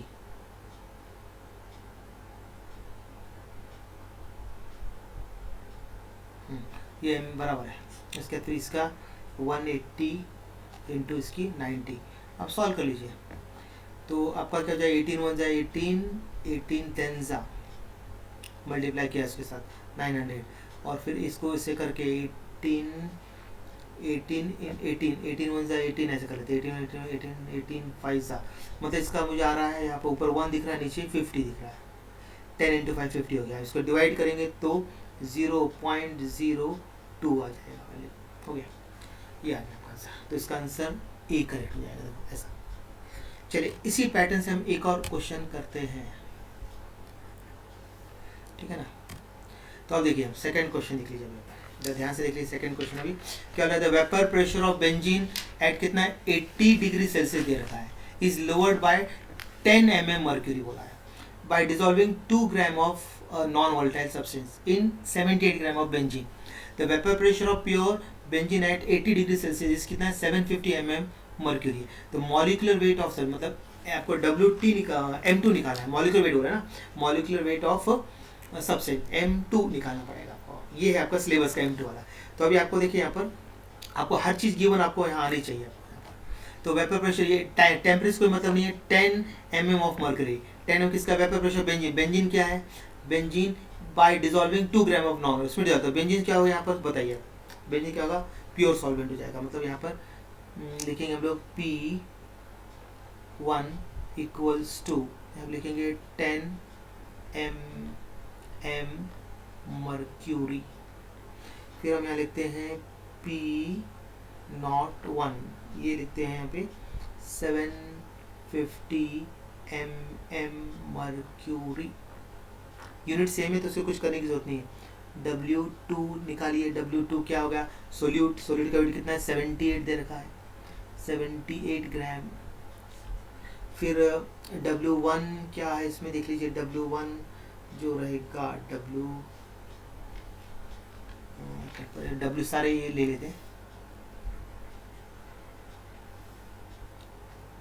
देख लीजिए। अब यहाँ पे क्या लेते हैं W1 भी ले लेते हैं। ये W1 कितना दे रखा है, ये मॉलिक्यूलर वेट इसका 78 हुआ, 78 मतलब कि मॉलिक्यूलर वेट ऑफ बेंजीन में C6H6 निकाल लीजिए। C6 एक कार्बन का 12 12 इंटू 6 फिर 6, तो आपको हो जाएगा 78 आ जाएगा, ठीक है ना, मॉलिक्यूलर वेट आ जाएगा वो। फिर M2 आपको यहाँ पे कैलकुलेट करना है, कर सकते हैं अभी आप लोग। तो फॉर्मूला क्या बोलता है यहाँ पर, फॉर्मूला देख लीजिए P, ठीक है ना। देखो फॉर्मूला क्या होता है यहाँ पर, P01 minus P1 upon P01 equals to W2 into M1 upon M2 into W1, ये फॉर्मूला है आपका। तो इसमें M2 निकालना था, M2 इक्वल्स टू आपको P0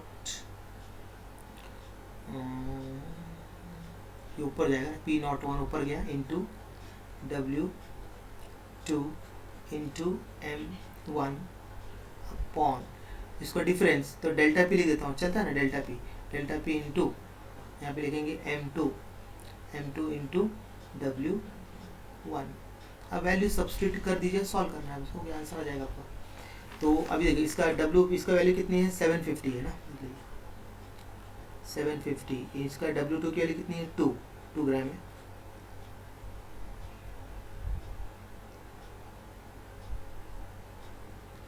W2 2 gram sir, W2 2 ग्राम है, ठीक है ना। 2 इंटू एक बार उसको करेक्शन करूँ तो आप कंफ्यूज हो जाएंगे।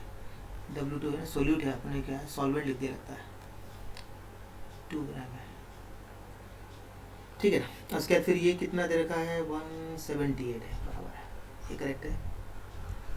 अपॉन अब हम क्या करेंगे 10 डिफरेंस निकालेंगे, मतलब यहाँ पे क्या 750 माइनस 10 तो कितना जाएगा 10 आ जाएगा, ठीक है ना, इंटू ये हो जाएगा 78।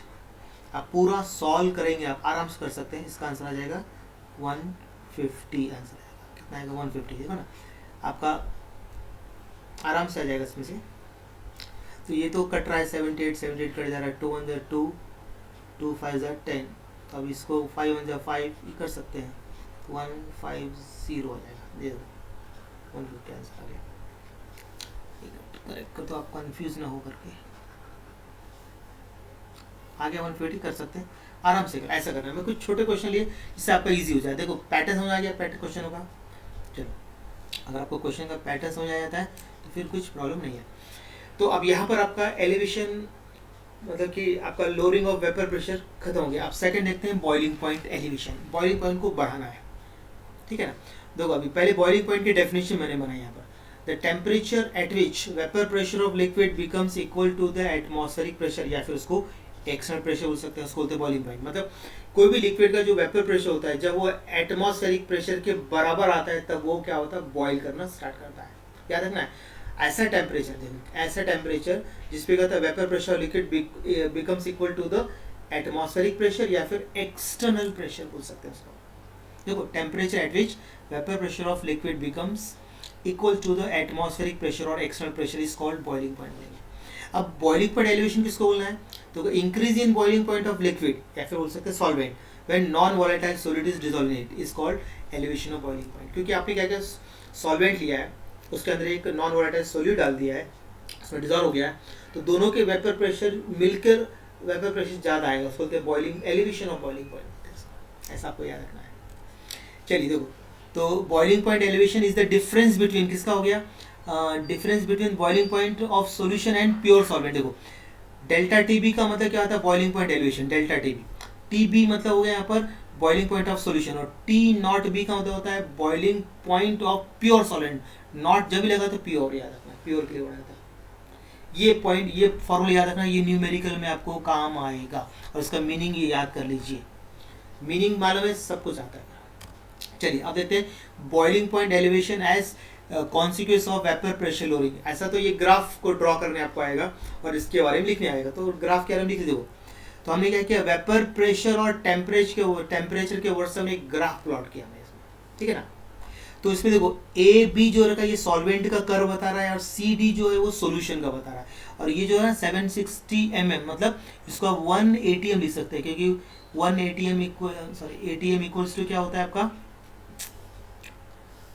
1 ATM इक्वल्स टू क्या होगा आपका, यहाँ लिख देता हूँ 1 ATM, यहाँ पे आप चाहो तो लिख सकते हैं 1 ATM मतलब 760, 1 ATM equals to 760 mm mercury होता है। तो देखो इनके वेपर प्रेशर क्या होता है, सॉल्वेंट को ज़्यादा रहेगा, सॉल्वेंट के वेपर, क्योंकि प्योर सॉल्वेंट है तो उसका वेपर जल्दी बनता है as compare to solution. Solution में क्या होता है, सोल्यूट प्लस सॉल्वेंट होता है ना सॉल्यूशन में, तो इसलिए इसका वेपर हमसे नीचे रहेगा। बस यही इंटरप्रिटेशन आपको वर्ड्स में बताना है। इसको मैंने पूरा यहाँ पे लीजिए, यहाँ पूरा लिखा हुआ है, आप पढ़ लेना इसको, ठीक है ना, उसका कोई इतना नेसेसरी नहीं है, आप पढ़ लीजिए, रिकॉर्ड हो गया वो, आप पढ़ सकते हैं इसको। आप देखते हैं boiling point elevation and concentration solution, यहाँ पे अभी फॉर्मूले आने वाले देखो।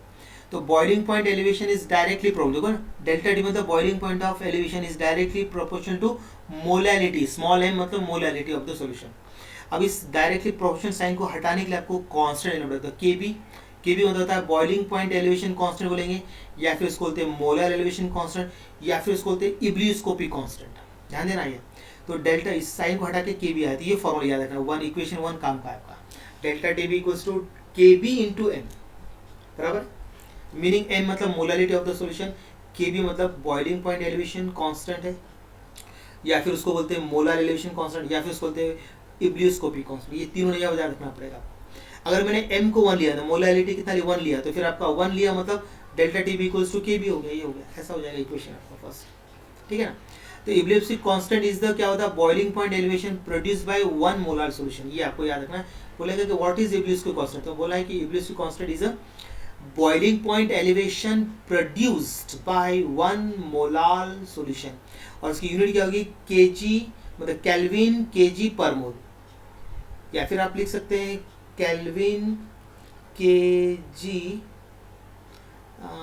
केजी का भी ग्राम हो सकता है ज़्यादा, बस केल्विन ग्राम पर मोल हो सकता है, फिर बाकी कोई, तो लेकिन हम स्टैंडर्ड फॉर्म में लेंगे इसको, ये याद रखिए। अब दूसरा मत देखिए इसका, ये रहने दीजिए, ग्राम हो सकता है, अगर वो कभी पूछ लिया होगा तो आपको ध्यान रखना है। तो what is the unit of K b? K b मतलब क्या होता है? Ebullioscopy constant, molar elevation constant, boiling point elevation constant, याद हो गया। अब देखिए molar mass of solute from boiling point elevation, तो ये फॉर्मूला है, तो ये फाइनल फॉर्मूला याद रखा तो ये काम चल जाता है आपका। देख लीजिए, ये फाइनल फॉर्मूला भी याद रखा तो आपका काम हो गया। देखो तो इसको उसी से निकाल, देखो boiling point elevation is directly proportional to the molarity of solution, वही लिखा है, अभी हमने डिराइव किया यहाँ तक। फिर अब we know that molarity is given, तो मोलरिटी क्या होता है हमने पीछे लिखा, मोलरिटी m इक्वल्स होता है W2 into 1000 upon M2 into W1 होता है। तो इसको इक्वेशन 1 में सब्स्टिट्यूट कर देंगे, ये है m की वैल्यू यहाँ पे रख दो, तो क्या हो जाएगा delta T b equals to K b into W2 into 1000 upon M2 into W1। ये फॉर्मूला आपको याद रखने का है, ठीक है। तो अब देखो, अब हमको उससे क्या आएगा, आपका M2 निकालने आता है उससे, तो मतलब कि मोलार मास ऑफ सोल्यूट निकालने आता है। M2 इक्वल्स टू क्या हो जाएगा KB इंटू W2 इंटू, ये फाइनल फॉर्मूला आपको याद रखना, क्योंकि जनरली आपके सिलेबस में M2 निकालने ही बोलते हैं बस। तो M2 का M2 तो W2 मतलब होता है weight of solute in gram, M2 होता है मॉलिक्यूलर वेट ऑफ सोल्यूट होता है, W होता है वेट ऑफ सॉल्वेंट इन ग्राम, और डेल्टा टी होता है एलिवेशन ऑफ बॉइलिंग पॉइंट। देख लीजिए, ये फॉर्मूला आपको फाइनल याद रखना पड़ेगा। अब इसमें हम एक अभी क्वेश्चन करके देखते हैं। इसमें देखो क्या दिया, यहाँ पर बोल रहा है कि if 0.15 gram of solute dissolve in 15 gram of solvent, याद रखना ये सोल्यूट को सॉल्वेंट डिजोल्व किया, तो ये आपका क्या हो जाएगा, W, ये सोल्यूट है तो W2, ये W1 आपको पहचान आना चाहिए। Is boil at temperature higher than, ये देखो हायर दैन बोल रहा है, मतलब ये डिफरेंस आ गया, डेल्टा टी भी होगा ये, than that of pure solid होगा, डेल्टा टी बी की डिफरेंस दे रखा है। The molecular weight of substance मतलब M2 निकाल, और मोलर एलिवेशन कांस्टेंट मतलब Kb की वैल्यू दे रखी है उसने, अभी क्या गिवन लिख लीजिए, जब हम लिखते हैं यहाँ पे गिवन, अब ध्यान से देखिए गिवन। अब मैंने यहाँ पे क्या किया, जो मुझे दिख रहा है मैं देख के लिख देता हूँ। W2 क्या है 0.15 ग्राम, ओके ये हो गया। उसके बाद फिर W1 कितना दिया हुआ है, देखो क्वेश्चन में W1 दिख रहा है आपको 15 ग्राम, ये दिखा, ये दिया है 15 ग्राम, ओके।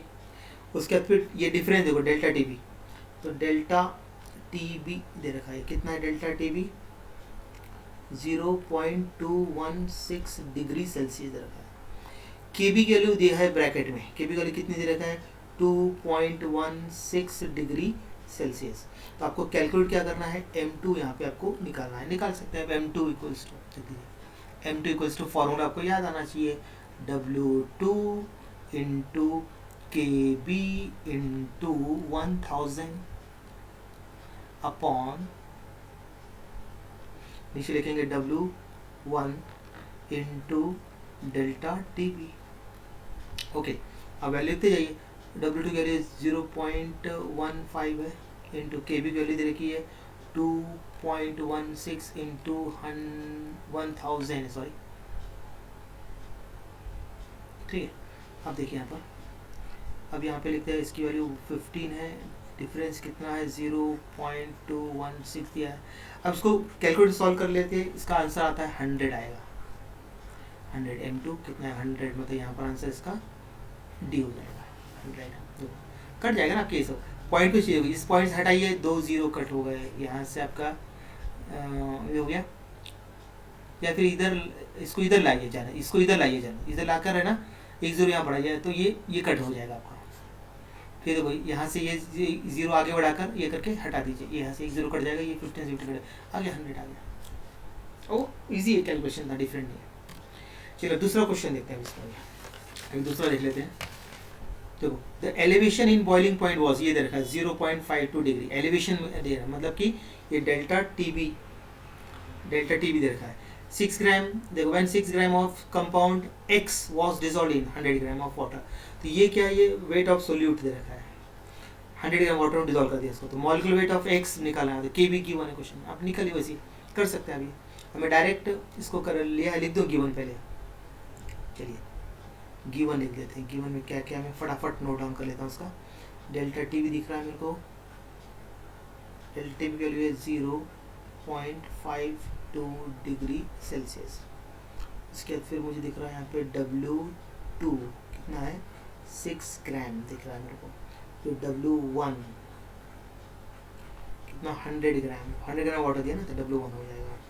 उसके बाद फिर KB दिख रहा है ना, KB कितना दे रखा है 0.52, ठीक है ग्राम।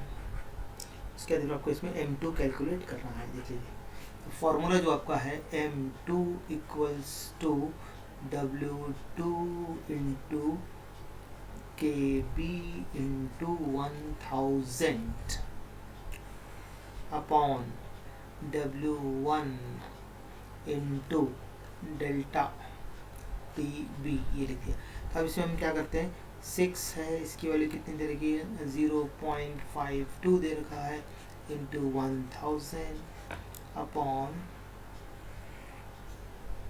100 इंटू 0.52। तो अब इससे तो ये कट गया 100, ये 2 0 यहाँ से चले गए, हम मल्टीप्लाई कर दो आ गया 60 M2 आ गया, खत्म आ गया आंसर। देखिए इजी। इस पैटर्न आएंगे, सिर्फ वैल्यूज चेंज होगी, बाकी सब ऐसे इजी यही पैटर्न। M2 निकालना है वाला आपको, ठीक है। चलिए आप देखते हैं third colligative property, depression in freezing point देखते हैं। Depression in freezing point, freezing point क्या होता है आपको मालूम होगा कि सॉलिड और लिक्विड जो होता है दोनों का एक कॉमन पॉइंट होता है, ठीक है ना, दोनों का है ना, लिक्विड और सॉलिड का इक्विलिब्रियम होता है, दोनों फेज एक सेम वेपर प्रेशर होता है दोनों का, लिक्विड और सॉलिड का, उसको बोलते हैं क्या फ्रीजिंग पॉइंट। मैंने लिखा है डेफिनेशन देखो, the temperature at which liquid and solid are in equilibrium and the two phases have the same vapor pressure is called freezing point। अब देखो डिप्रेशन फ्रीजिंग पॉइंट कम करना है, फ्रीजिंग पॉइंट को क्या होगा, when non volatile solid is dissolved in solvent, it's freezing point क्या होगा decrease. Decrease in freezing point of solvent when non volatile solute dissolve in it is called depression freezing point बोलते हैं। Meaning है आपने क्या किया, non solid को किस पे डिसॉल्व कर दिया, फ्रीजिंग इन ए सॉल्वेंट, तो उसका जो फ्रीजिंग पॉइंट क्या कम हो जाएगा क्योंकि सॉलिड और दोनों में कम होने वाला है। The decrease in freezing point of solvent when non-volatile solute dissolve in it is called depression in freezing point। ये आसान है। अब देखिए freezing point depression is the difference between क्या होता है freezing point of pure solvent and solution। देखो delta TB क्या होगा depression in freezing point, T not F क्या होगा freezing point of pure solvent हो जाएगा आपका, freezing point of pure, या pure लिख देता हूँ, pure solvent, pure solvent, और TF क्या होता है फ्रीजिंग पॉइंट ऑफ सॉल्यूशन हो जाएगा। ये फॉर्मूला याद रखना है क्योंकि ये न्यूमेरिकल बिल्कुल, अगर आपको बॉइलिंग पॉइंट एलिवेशन आ गया तो फिर डिप्रेशन फ्रीजिंग पॉइंट आ जाता है। अब देखिए ये ग्राफ है, ग्राफ का उतना कोई इंपॉर्टेंस है नहीं यहाँ पर, देख लीजिए। तो freezing point depression as a consequence of vapour pressure lowering. देखो ये ग्राफ में देखो यहाँ वेपर प्रेशर वर्सेस टेम्परेचर हमने ग्राफ खींचा हुआ है। तो देखो यहाँ पर दिख रहा है आपको ये लिक्विड सॉल्वेंट है, D2B जो है ये लिक्विड है, फिर यहाँ पे देख लीजिए ये C, फिर B से ले फिर C से लेके यहाँ C वाला, ये वाला पॉइंट C है, ये वाला पॉइंट B है, ठीक है ना, ये याद रखना। तो C से लेके A तक ये सॉलिड है, यहाँ पे आपका फ्रीजिंग होना शुरू हो गया। ये देखो डेल्टा T, ठीक है, T यहाँ T नॉट, ये T नॉट दिख रहा है आपको, और ये F, ये तो दोनों के बीच में डिफरेंस रहता है। तो देखो ये लिक्विड सॉल्वेंट यहाँ से यहाँ तक आएगा, फिर यहाँ से फ्रीज होगा शुरू हो गया, इधर ये B से लेके C, और F से लेके सोल्यूशन है ये दोनों का। तो लिक्विड और सॉल्ट दोनों का एक कॉमन पॉइंट दिख रहा है, ये देखो ये वाला पॉइंट है E, ये वाला पॉइंट आ गया, E यहाँ पर, यहाँ पे C हो गया है, दोनों का कॉमन पॉइंट हो गया। ये दोनों के डिफरेंस को हम क्या बोल रहे हैं फ्रीजिंग पॉइंट डिप्रेशन। तो बस बाकी कुछ आएगा नहीं, ग्राफ याद कर लीजिए आप इसलिए, ये बाकी वर्ड्स में ये रिकॉर्ड हो गया आपका, वो देख लीजिए उसको, वर्ड्स में लिखा है मैंने, मतलब आपके नोट्स तैयार कर दिए मैंने, ठीक है। देखो freezing point depression and constant solution, यहाँ पे फॉर्मूला वैसे आएंगे जैसे हमने बॉइलिंग पॉइंट ऑफ एलिवेशन निकाला, सेम वैसे ही है। तो freezing point depression is directly proportional to molality, वही है delta TF is directly proportional to molality. अब हम साइन को डायरेक्टली प्रोपोर्शनल को हटाए तो KF आएगा, वहाँ पे K भी आ रहा था, KF आ रहा है, तो KF को क्या बोलते हैं फ्रीजिंग पॉइंट डिप्रेशन कांस्टेंट या फिर क्रायोस्कोपिक कांस्टेंट, याद रखना है, ठीक है ना। और डेल्टा F हम जानते हैं फ्रीजिंग पॉइंट डिप्रेशन, उसने लिखा M मतलब मोलैलिटी मालूम है, उसने लिखा है यहाँ पर मैंने, ठीक है ना, मतलब समझ आ रहा है कि नहीं। डेल्टा एफ यहाँ पे क्या होगा, लिख दूँ इधर, डेल्टा टी एफ क्या होगा यहाँ पर, आप जानते हैं यहाँ पर फ्रीजिंग पॉइंट, क्या बोलेंगे इसको हम लोग, freezing point, freezing point depression, freezing point depression. और एम आप ही जानते हैं, एम मतलब मोलैलिटी होता है, मोलैलिटी हो गया, लिख दिया, याद हो जाएगा। अब हमने क्या किया, एम मोलैलिटी को 1 लिया तो आपका इक्वेशन का delta T F equals to K हो जाएगा। मतलब cryoscopic constant is the depression in freezing point produce, कब प्रोड्यूस, जब उसमें 1 molar solution of non volatile dissolve करेंगे। मतलब 1 मोलर जो रहेगा ना, 1 मोलर सॉल्यूशन क्या होगा कि 1 mole of solute dissolve in 100 ml of solution बोलेंगे, ऐसा होता है। और इसका यूनिट देख लीजिए, delta T F upon M, मतलब डेल्टा टी एफ क्या होता है, केल्विन या फिर डिग्री सेल्सियस, और मोलैलिटी का मोल पर केजी, ठीक है। तो केल्विन केजी पर मोल या फिर डिग्री सेल्सियस केजी पर मोल हो सकता है, ये दो में से एक होगी। वहां पर भी कर सकते हैं सर, डिग्री सेल्सियस केजी पर मोल, ठीक है ना, ऐसा कर सकते हैं, केल्विन या फिर डिग्री सेल्सियस कर सकते हैं, बस हो गया। चलिए अब हम देखते हैं, अभी देखो molar mass of solute from freezing point निकालना है, तो वैसे ही सेम करना है। हम मालूम है कि delta T F equals to K F into M होता है, तो मोलैलिटी की वैल्यू वही है 1000 into M W2 upon M2 into W, ये वैल्यू इसके अंदर सब्स्टिट्यूट कर दो तो ये आ जाएगा फॉर्मूला। इसके बाद फिर M2 निकालो, M2 का ये फाइनल फार्मूला को याद रखना है, M2 को वही, वहाँ के बी की जगह पे के एफ है, बाकी सब सेम है, डेल्टा टी बी की जगह टी एफ आएगा, बाकी सब सेम, ठीक है ना। M2 इक्वल्स टू 1000 इंटू के F into W2 upon delta T F into W1 हो गया। अब देखते हैं इस पे न्यूमेरिकल, ठीक है। तो देखिए जरा अभी यहाँ पर सॉल्यूशन ऑफ 125 ग्राम 125 ग्राम क्या है,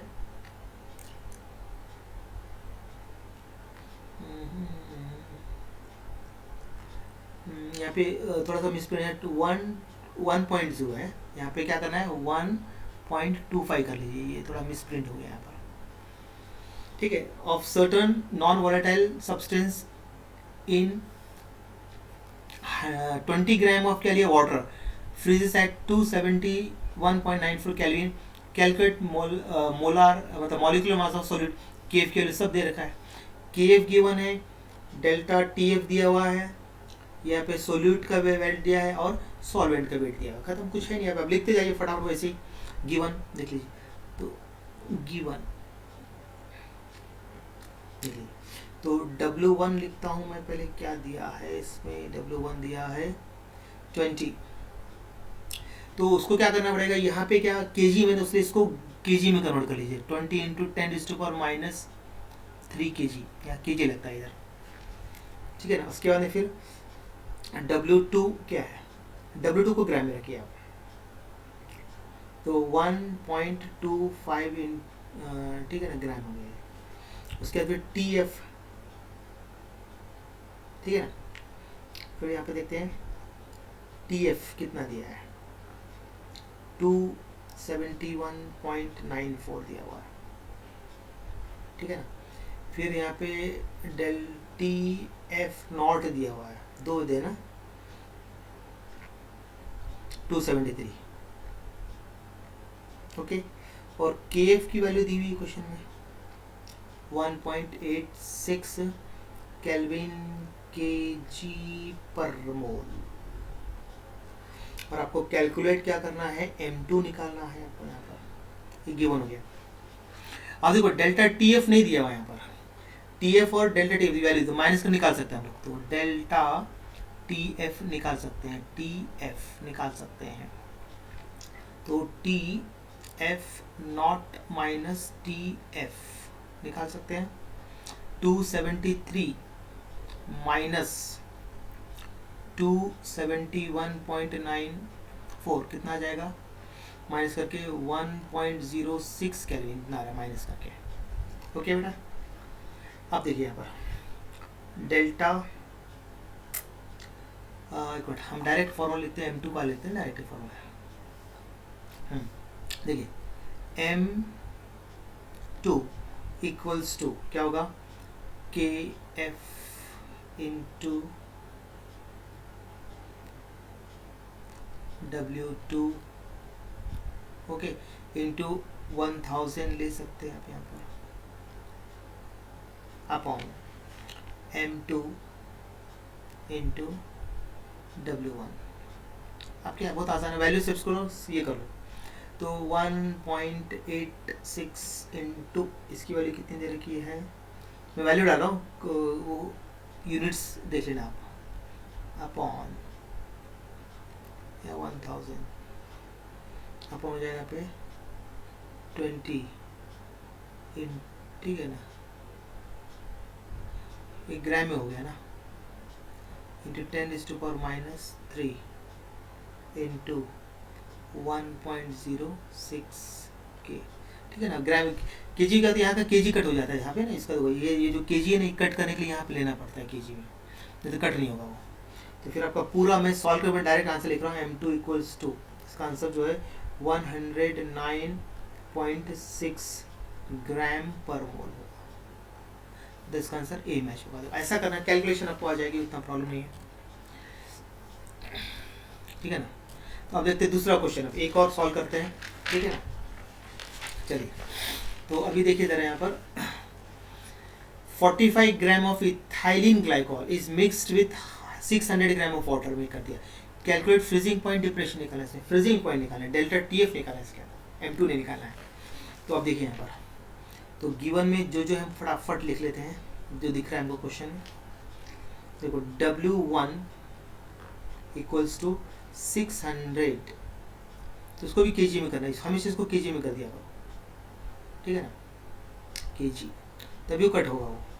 ये जो केजी कट करने के लिए इसको केजी लेना पड़ेगा आपको, तो कट ही नहीं होता वो। फिर यहाँ देखो W2 कितना है, 45 ग्राम दिया हुआ है, ओके। उसके बाद फिर देखिए M2 कहाँ से लाएंगे आप, M2 62 ग्राम, बोला ये कहाँ से लाया, क्योंकि इथाइलिन ग्लाइकोल का मॉलिक्यूलर वेट 62 है। फिर KF दिया हुआ है 1.86, ठीक है ना, आपको मालूम है केल्विन kg पर मोल, ओके। उसके बाद में फिर डेल्टा TF आपको यहाँ पे निकालना है, ये निकालने का है आपको। अब फॉर्मूला इसका ऐसा है, डेल्टा TF इक्वल्स टू, ये हो जाएगा KF into W2 into 1000 upon 600 into 10⁻³ into 60। Formula लिखना था, अब मैंने वैल्यू लिख दी है,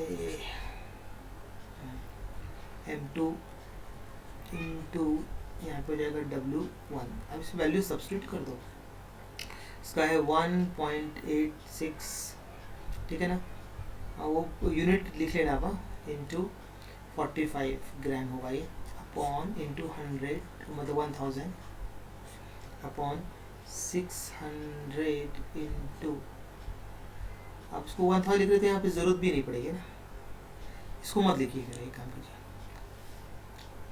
एक काम करते इसको नहीं लिखते अपन ना, तो अपना बराबर आ जाएगा फिर, क्योंकि ये केजी में कर दिया हम लोगों ने यहाँ पर, इंटू 10⁻³ अब बराबर आ जाएगा, वो एक ही बात है, वो यहाँ पे आ गया है, ठीक है ना, 62 इन, ठीक है ना, यही हो जाएगा, बाकी अब कट हो जाएगा आपके सारे, ये कट होके सारे, इसका आंसर आता है 2.25 केल्विन आ जाएगा, डेल्टा T केल्विन होगा, ये देखिए आ गया। ऐसे सॉल्व कर लेना है, ठीक है। चलिए अभी एक और प्रॉपर्टी आपकी रह गई है, उसको देख लेते हैं, ऑस्मोटिक प्रेशर। बस इस चैप्टर का ये लास्ट पार्ट है, ऑस्मोटिक प्रेशर। देखो ऑस्मोटिक प्रेशर क्या होना चाहिए, तो उसके अंदर हम सबसे पहले एक टर्म देखते हैं, सेमी परमिएबल मेम्ब्रेन, मतलब कि the membrane which allows only solvent molecule, सिर्फ सॉल्वेंट मॉलिक्यूल पास करेगा थ्रू, उस मेम्ब्रेन के थ्रू पास होगा, एंड नॉट सोल्यूट पार्टिकल्स से पास नहीं होना चाहिए, ऐसे मेम्ब्रेन बोलते हैं सेमी परमिएबल मेम्ब्रेन। अपने बॉडी में होता है ना परमिएबल, सेमी परमिएबल मेम्ब्रेन होती है अपने बॉडी में भी, सेल के अंदर वैसे ही है, तो membrane which allows only solvent molecule to pass through it and not the solute particle is called semi permeable membrane, बराबर है। इसके एग्जाम्पल देखो, cellulose animal bladder, copper ferrocyanide. अब इसको भी मैं चाहूँ तो दो पार्ट में डिवाइड कर सकता हूँ। देखो इसको भी, ये जो लिखा है दोनों जो दिख रहे हैं आपको, एनिमल और सेलुलोज ब्लैडर, ये हो जाएंगे आपके नेचुरल सेमी परमेबल बोल सकते हैं इसको, क्या बोल सकते हैं, नेचुरल बोल सकते हैं इसको, नेचुरल। और ये जो लिखा है मैंने ये अलग, कॉपर फेरोसाइट, ये हो जाएगा आपका सिंथेटिक। मतलब आपके सेमी परमेबल मेम्ब्रेन भी दो टाइप की हो जाएगी, नेचुरल एंड सिंथेटिक। ओके, ये ऐसा हो जाएगा, आसान है। आगे बढ़ते हैं, अब ऑस्मोसिस देखते हैं। ऑस्मोसिस देखो तो उसमें ऑस्मोसिस में क्या होता है कि फ्लो ऑफ सॉल्वेंट मॉलिक्यूल होना चाहिए through semi permeable membrane from pure solvent to solution, या फिर लोअर कॉन्सेंट्रेशन से हायर कॉन्सेंट्रेशन तरफ जो फ्लो होता है उसको बोलते हैं ऑस्मोसिस, लोअर टू हायर। या फिर सॉल्वेंट मॉलिक्यूल कहाँ फ्लो होना चाहिए, आपका सेमी परमेबल मेम्ब्रेन के थ्रू कहाँ होना चाहिए, प्योर सॉल्वेंट की तरफ। जैसे देखो यहाँ पर सेमी मेम्ब्रेन लगा रखा दिख रहा है, नेट फ्लो ऑफ सॉल्वेंट, देखो सॉल्वेंट टू सॉल्यूशन जा रहा है, इसको बोलेंगे ऑस्मोसिस। या फिर आपका क्या, लोअर कॉन्सेंट्रेशन से कहाँ होना चाहिए, हायर कॉन्सेंट्रेशन। यहाँ पे सॉल्वेंट टू सॉल्यूशन, यहाँ पे लोअर कॉन्सेंट्रेशन टू हायर, देख रहा है। The spontaneous and unidirectional flow of solvent molecules through a semi permeable membrane from pure solvent to solution or from low concentration to high concentration solution is called osmosis. Okay, definition ये आएगी। फिर osmotic pressure की बात कर रहे हैं यहाँ पे, तो excess of pressure which must be applied to a solution to stop the net flow of solvent into solution through semi permeable membrane is called as osmotic। ये सिर्फ डेफिनेशन आएगी, ये पूरा ऐसा पूरा एक्सपेरिमेंट नहीं आएगा। इसमें क्या कर रखा है देखो, एक हमने थिस्टिल फनल ले रखा है, इसके माउथ पे हमने क्या किया, सेमी परमे, देखो यहाँ रेड कलर का, ये देखो सेमी परमेम्ब्रेन लगा दिया यहाँ पर, और इसके अंदर हमने क्या शुगर सोल्यूशन ले लिया और उसको हमने किस में डिप कर दिया है, वाटर में कर दिया। ये वाटर लिया, दिख रहा है, वाटर में डिप कर दिया इसको। तो क्या होगा, अभी वाटर के सॉल्यूशन और इसके तो ये मिक्स होना शुरू हो जाएंगे इसके अंदर। तो जब इसके अंदर वाटर जाने लगेगा तो यहाँ पे देखो ये प्रेशर, यहाँ पे आपको देखो ये नंबर दिखे थे 1 2 3, तो इसमें आपको नंबर दिखेंगे कि बढ़ रहा है। फिर एक टाइम ऐसा है कि दोनों में इक्विलिब्रियम सेट हो जाएगा, तो क्या होगा, आपका प्रेशर स्टॉप हो जाएगा। तो यहाँ पे क्या होगा, इसको हाइड्रोस्टैटिक प्रेशर होते हैं, मतलब H/G, ठीक है ना, उसको ऐसा बोलता है। तो ये शॉर्ट में ले रहा हूँ मैं क्योंकि इतना पूरा डिटेल लिखने नहीं आएगा, ठीक है। तो डेफिनेशन आपको याद करनी पड़ेगी लेकिन ऑस्मोटिक प्रेशर की, the excess of pressure which must be applied to the solution to stop the net flow of solvent. मतलब आपको मैं ऐसा समझा सकता हूँ, यहाँ पर एक ऐसा कंटेनर लिया, यहाँ पे ये लगा देना है, तो यहाँ का सोल्यूट और सॉल्वेंट दो प्रेशर है यहाँ पे, मतलब कि इधर का मान लीजिए सोल्यूशन का साइड का कितना है, 300 है पास्कल मान लीजिए, और सॉल्वेंट साइड का कितना है, 400 है, ठीक है ना, पास्कल। तो यहाँ पे 100 का डिग्री का 100 पास्कल का प्रेशर कम है, तो यहाँ पे हम क्या करेंगे, प्रेशर अप्लाई करेंगे सॉल्यूशन साइड से, तब तक करेंगे कि यहाँ का 400, तो 100 बढ़ाकर इसको 400 करेंगे। तो अब यहाँ पे क्या होगा, फ्लो बंद हो जाएगा, ना सॉल्यूशन सॉल्वेंट आएगा ना सॉल्वेंट सॉल्यूशन आएगा। तो इसको बोलते हैं क्या, ऑस्मोटिक प्रेशर। तो अब कितना प्रेशर बढ़ाया हमने, 100 बढ़ा दिया सॉल्यूशन साइड, तो स्टॉप हो गया। ये इसलिए यही यहाँ पर हो रहा है। तो excess of pressure which must be applied to the solution to stop the net flow of solvent into solution through semi permeable membrane is called osmotic pressure। यहाँ भी सेमी परमेबल लगा हुआ, इधर भी देखो ऐसा, ये पूरा पढ़ लेना हो, सेम वही है पूरा इसका, तो ये आपको रिकॉर्ड हो जाएगा, तो ये पढ़ लीजिए बाद में, टेक्स्ट बुक का पूरा है। इसमें ये पॉइंट देखो, hydrostatic pressure stop osmosis of an osmotic pressure of the solution, ये पॉइंट काम किए यार। तो hydrostatic pressure is equal to किसका होता है, H/P/G। H मतलब होता है height of the liquid, P मतलब ये P नहीं है, ये रो है, H/ρg, रो का मतलब होता है यहाँ पर डेंसिटी ऑफ सॉल्यूशन, और G का मतलब होता है एक्सेलरेशन ड्यू टू ग्रेविटी। ऐसा है, ये पॉइंट काम किया, ऐसा होता है। चलिए अब हम देखते हैं आइसो, ये बहुत ज़्यादा इंपॉर्टेंट, आइसोटोनिक, हाइपरटोनिक और हाइपोटोनिक सॉल्यूशन, ये मोस्ट इंपॉर्टेंट, इसको पढ़ के जाना, ये आते हैं एग्जाम में। ओके, तो देखिए यहाँ पर तो आइसोटोनिक सॉल्यूशन मतलब कि दो सॉल्यूशन का जो ऑस्मोटिक प्रेशर है सेम होना चाहिए, उसको बोलते हैं क्या, आइसोटोनिक सॉल्यूशन। देखो, the solution which have the same osmotic pressure at a given temperature are called isotonic solution. और देखो यहाँ पे एग्जांपल 0.1 मोलर कॉन्सेंट्रेशन सेम है यूरिया, दूसरा लिया 0.1 मोलर सुक्रोज। यूरिया सुक्रोज दोनों सॉल्यूशन आइसोटोनिक है क्योंकि दोनों का कॉन्सेंट्रेशन सेम है। कॉन्सेंट्रेशन सेम है मतलब उनका ऑस्मोटिक प्रेशर सेम है, because their osmotic pressure equal and if these solutions are separated by semi permembrane and there is no flow of solvent in either direction। देख लीजिए, आया समझ में? आपको ऐसा याद रखना है। क्लियर? मतलब दो सॉल्यूशन का ऑस्मोटिक प्रेशर सेम होना चाहिए, मतलब दोनों के कांस्टेंट सेम होंगे तो ऑस्मोटिक प्रेशर सेम ही होंगे। अब लेते हैं हाइपरटोनिक और हाइपोटोनिक। हाइपर मतलब होता है ज़्यादा, मतलब एक सॉल्यूशन का ऑस्मोटिक ज़्यादा रहेगा, उसको लेंगे हाइपोटोनिक सॉल्यूशन। दो सॉल्यूशन है, एक का हाई मतलब हाइपोटोनिक, इसका कम उसको हाइपो, खत्म।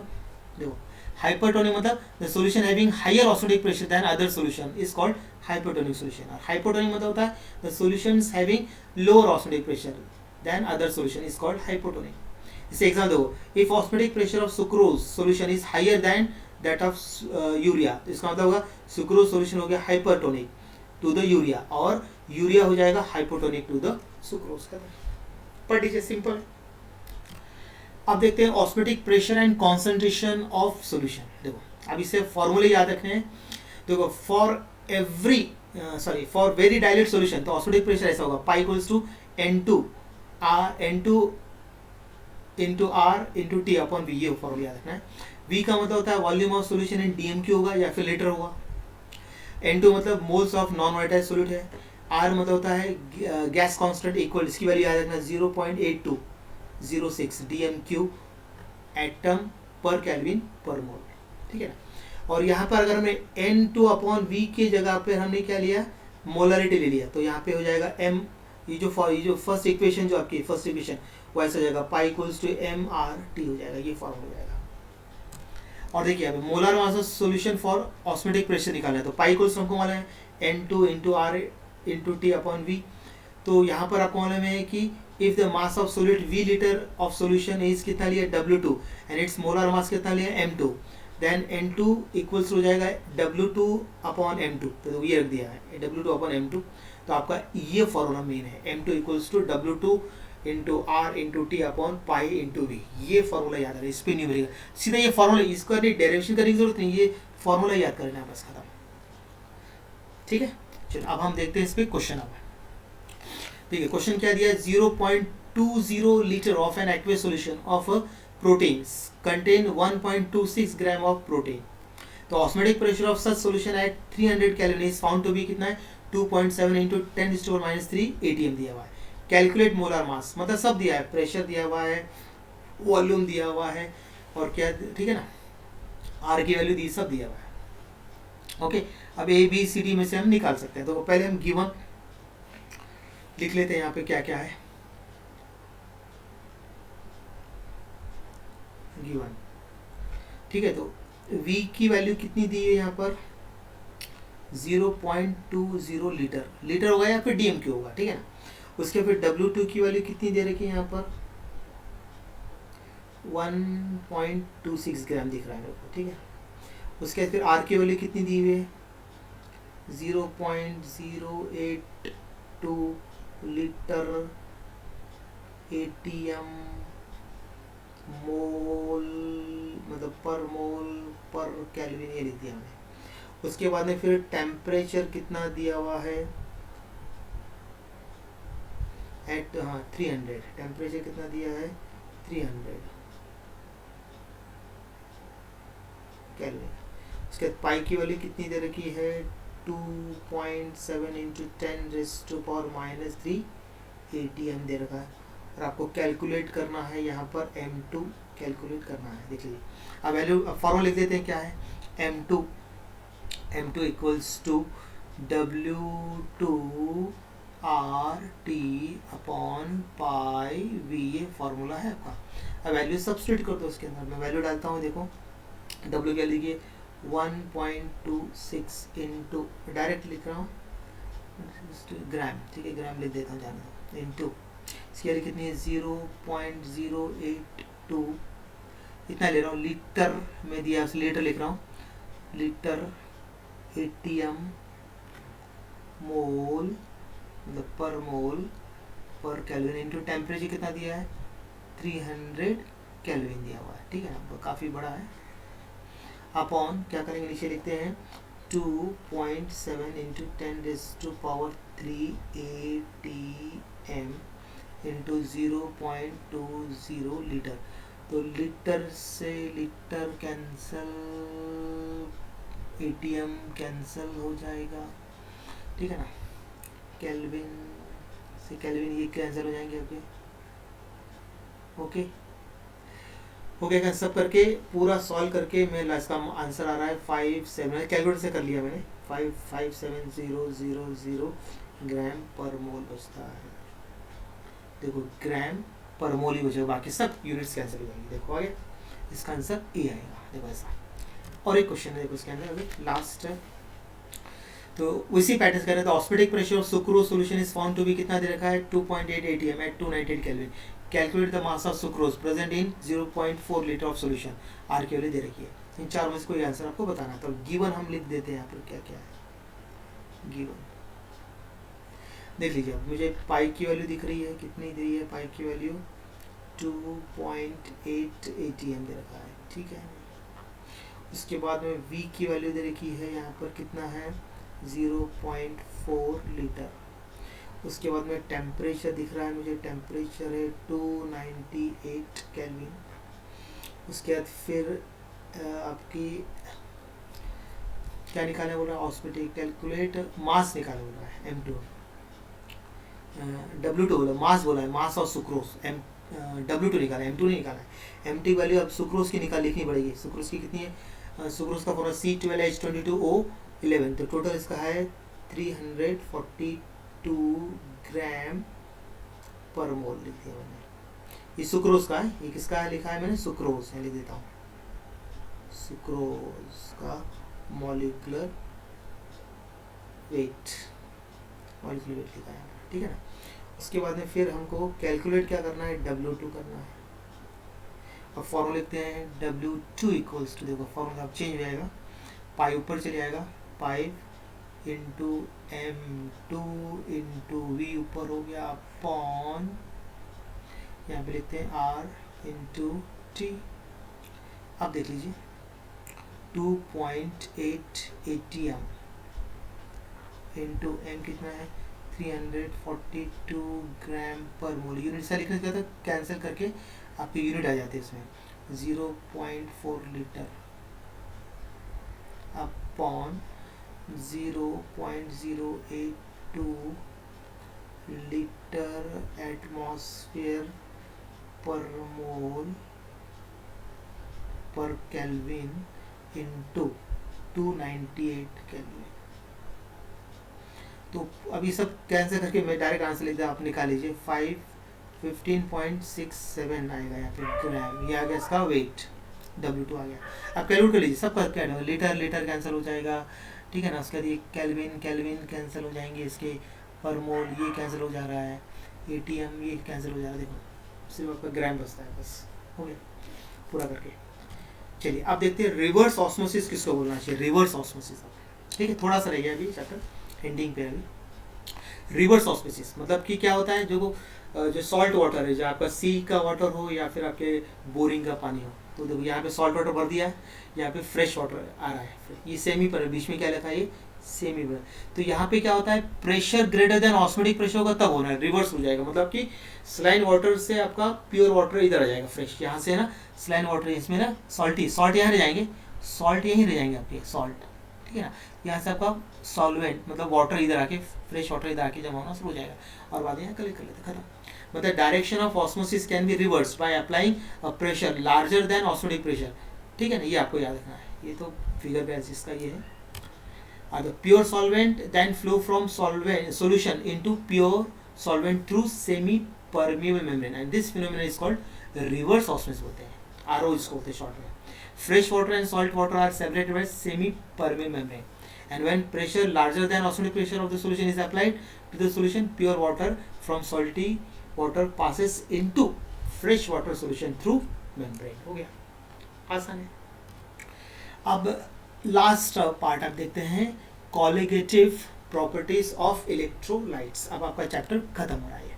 तो following are the experimental observation बोल रहा है क्वालिटी बिहेवियर ऑफ इलेक्ट्रोलाइट्स में। देखो 3 ऑब्जर्वेशन आपको यहाँ पे याद रखने हैं। पहले देखिए solutions of electrolyte also show colligative properties. क्या हो रहा है, सॉल्यूशंस ऑफ इलेक्ट्रोलाइट की बात कर रहा है, show also show colligative property which do not obey the relation of non, मतलब नॉन इलेक्ट्रोलाइट शो नहीं करेंगे। इलेक्ट्रोलाइट्स सॉल्यूशन इलेक्ट्रोलाइट जो होंगे ना वही शो करेंगे colligative property, non electrolyte show नहीं करेंगे। ये पहला पॉइंट हो गया। दूसरा देखिए colligative properties of the solutions of electrolyte are greater than किससे होगा, नॉन इलेक्ट्रोलाइट सॉल्यूशन से।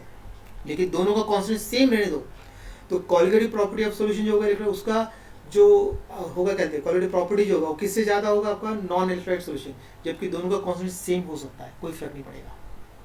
अब थर्ड पॉइंट है molar masses of electrolyte in aqueous solution determined by colligative property are found to be considerable lower than the formula mass. मतलब क्या हो रहा है, जो मोलर मास होता है इलेक्ट्रोलाइट इन एक्वियस सॉल्यूशन वो किससे डिटरमाइन करते हैं, हम लोग कॉलिगेटिव प्रॉपर्टीज निकालते हैं, ठीक है ना। लेकिन जो मॉलिक्यूलर फॉर्म उसका थोड़ा सा कम होता है, मास थोड़ा सा कम होता है, ज़्यादा नहीं होता है, नेग्लिजिबल होता है।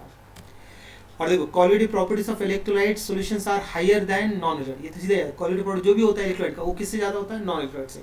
जैसे कि sodium chloride dissolves in water, तो क्या प्रोड्यूस करेगा, सोडियम आयन और क्लोराइड आयन प्रोड्यूस करेगा। एंड जब हमने क्या लिया, सुक्रोज लिया, non electrolyte does not dissociate, dissociate ही नहीं हुआ। And it is expected that the colligative property of 0.1 molar NaCl is twice, ये जो 0.1 मोलर जो होता है किससे डबल होता है, सुक्रोज से, क्योंकि अभी NaCl जो होता है वो डिसोशिएट होगा ना। देखो ये डिसोशिएट होकर क्या बना रहा है, Na प्लस और Cl माइनस, लेकिन सुक्रोज तो डिसोशिएट हो ही नहीं रहा ना, सुक्रोज वैसे ही रहेगा। ये तो 1 1 2 हो गया, 1 1 प्लस कितना हो जाएगा, 2 हो जाएगा, डबल हो जाएगा ऐसा, ठीक है। चलो यहाँ पर आपका ये चैप्टर हो गया है खत्म। अब आप इसको वन शॉट लेक्चर में पूरा चैप्टर मैंने कवर कर दिया विथ न्यूमेरिकल्स, सबके दो दो ले लिए मैंने न्यूमेरिकल्स। तो अब ये चैप्टर आप कंप्लीट कर लीजिए, आपका अभी ये चैप्टर कंप्लीट हो गया है और विथ न्यूमेरिकल नोट्स के साथ खत्म हो गया है, कोई टेंशन लेने की जरूरत नहीं है, पूरा फिनिश कर दिया मैंने इसको, ठीक है। चलिए अब नेक्स्ट चैप्टर जो है अभी हम देखेंगे, अभी मैं सोच रहा हूँ बायोमोलिक्यूल्स का ले लो, उसके बाद फिर एक उधर का एक इधर का ऐसे लेके वन शॉट बना चलो, तो नहीं तो फिर जो आपके बचे पोर्शन वो खत्म कर दूंगा पहले, इसके बाद आपका मैं लगता अभी लेता हूँ मैं आयोनिक इक्विलिब्रिया ले लेता हूँ नेक्स्ट, अब आयोनिक इक्विलिब्रिया लेता हूँ, ठीक है ना। चलिए अब इसको पढ़ते रहिए, आपका काम हो गया है, चैप्टर अब खत्म हो, ये चैप्टर कटे, अब एक एक चैप्टर में सारा मैं खत्म कर दूंगा वन शॉट में, ठीक है। चलिए ओके बाय। अब आप क्या कीजिए मालूम है क्या, अपने दोस्तों को ज़्यादा शेयर कीजिए, जो भी स्टूडेंट इस चैनल में जो पहली बार आया है तो वो क्या करेगा, सब्सक्राइब कर लेगा पहले, फिर उसको लाइक करेगा और अपने दोस्तों में इसको बताना है कि ये भाई लेक्चर कैसे लगा क्या है, ठीक है। इसका फीडबैक उनको दीजिए, फिर वो भी आगे लाइक करेंगे, सब्सक्राइब करेंगे। तो सभी लोग क्या करो, आपने जितने भी आपके जो सोशल मीडिया में जितने भी अकाउंट्स होंगे आपके, व्हाट्सअप ग्रुप, टेलीग्राम, ठीक है ना, फेसबुक, वह सब जगह डाल के इसको स्प्रेड कीजिए आप, ठीक है ना। चलिए अब मैं फटाफट कोशिश करूँगा कि डेली एक एक चैप्टर डाल, कोशिश करूँगा मैं, क्योंकि इसको बनाना पड़ता है पूरा, ठीक है ना, तो मैं पूरा करके डालूंगा। ओके बेटा, चलिए बाय।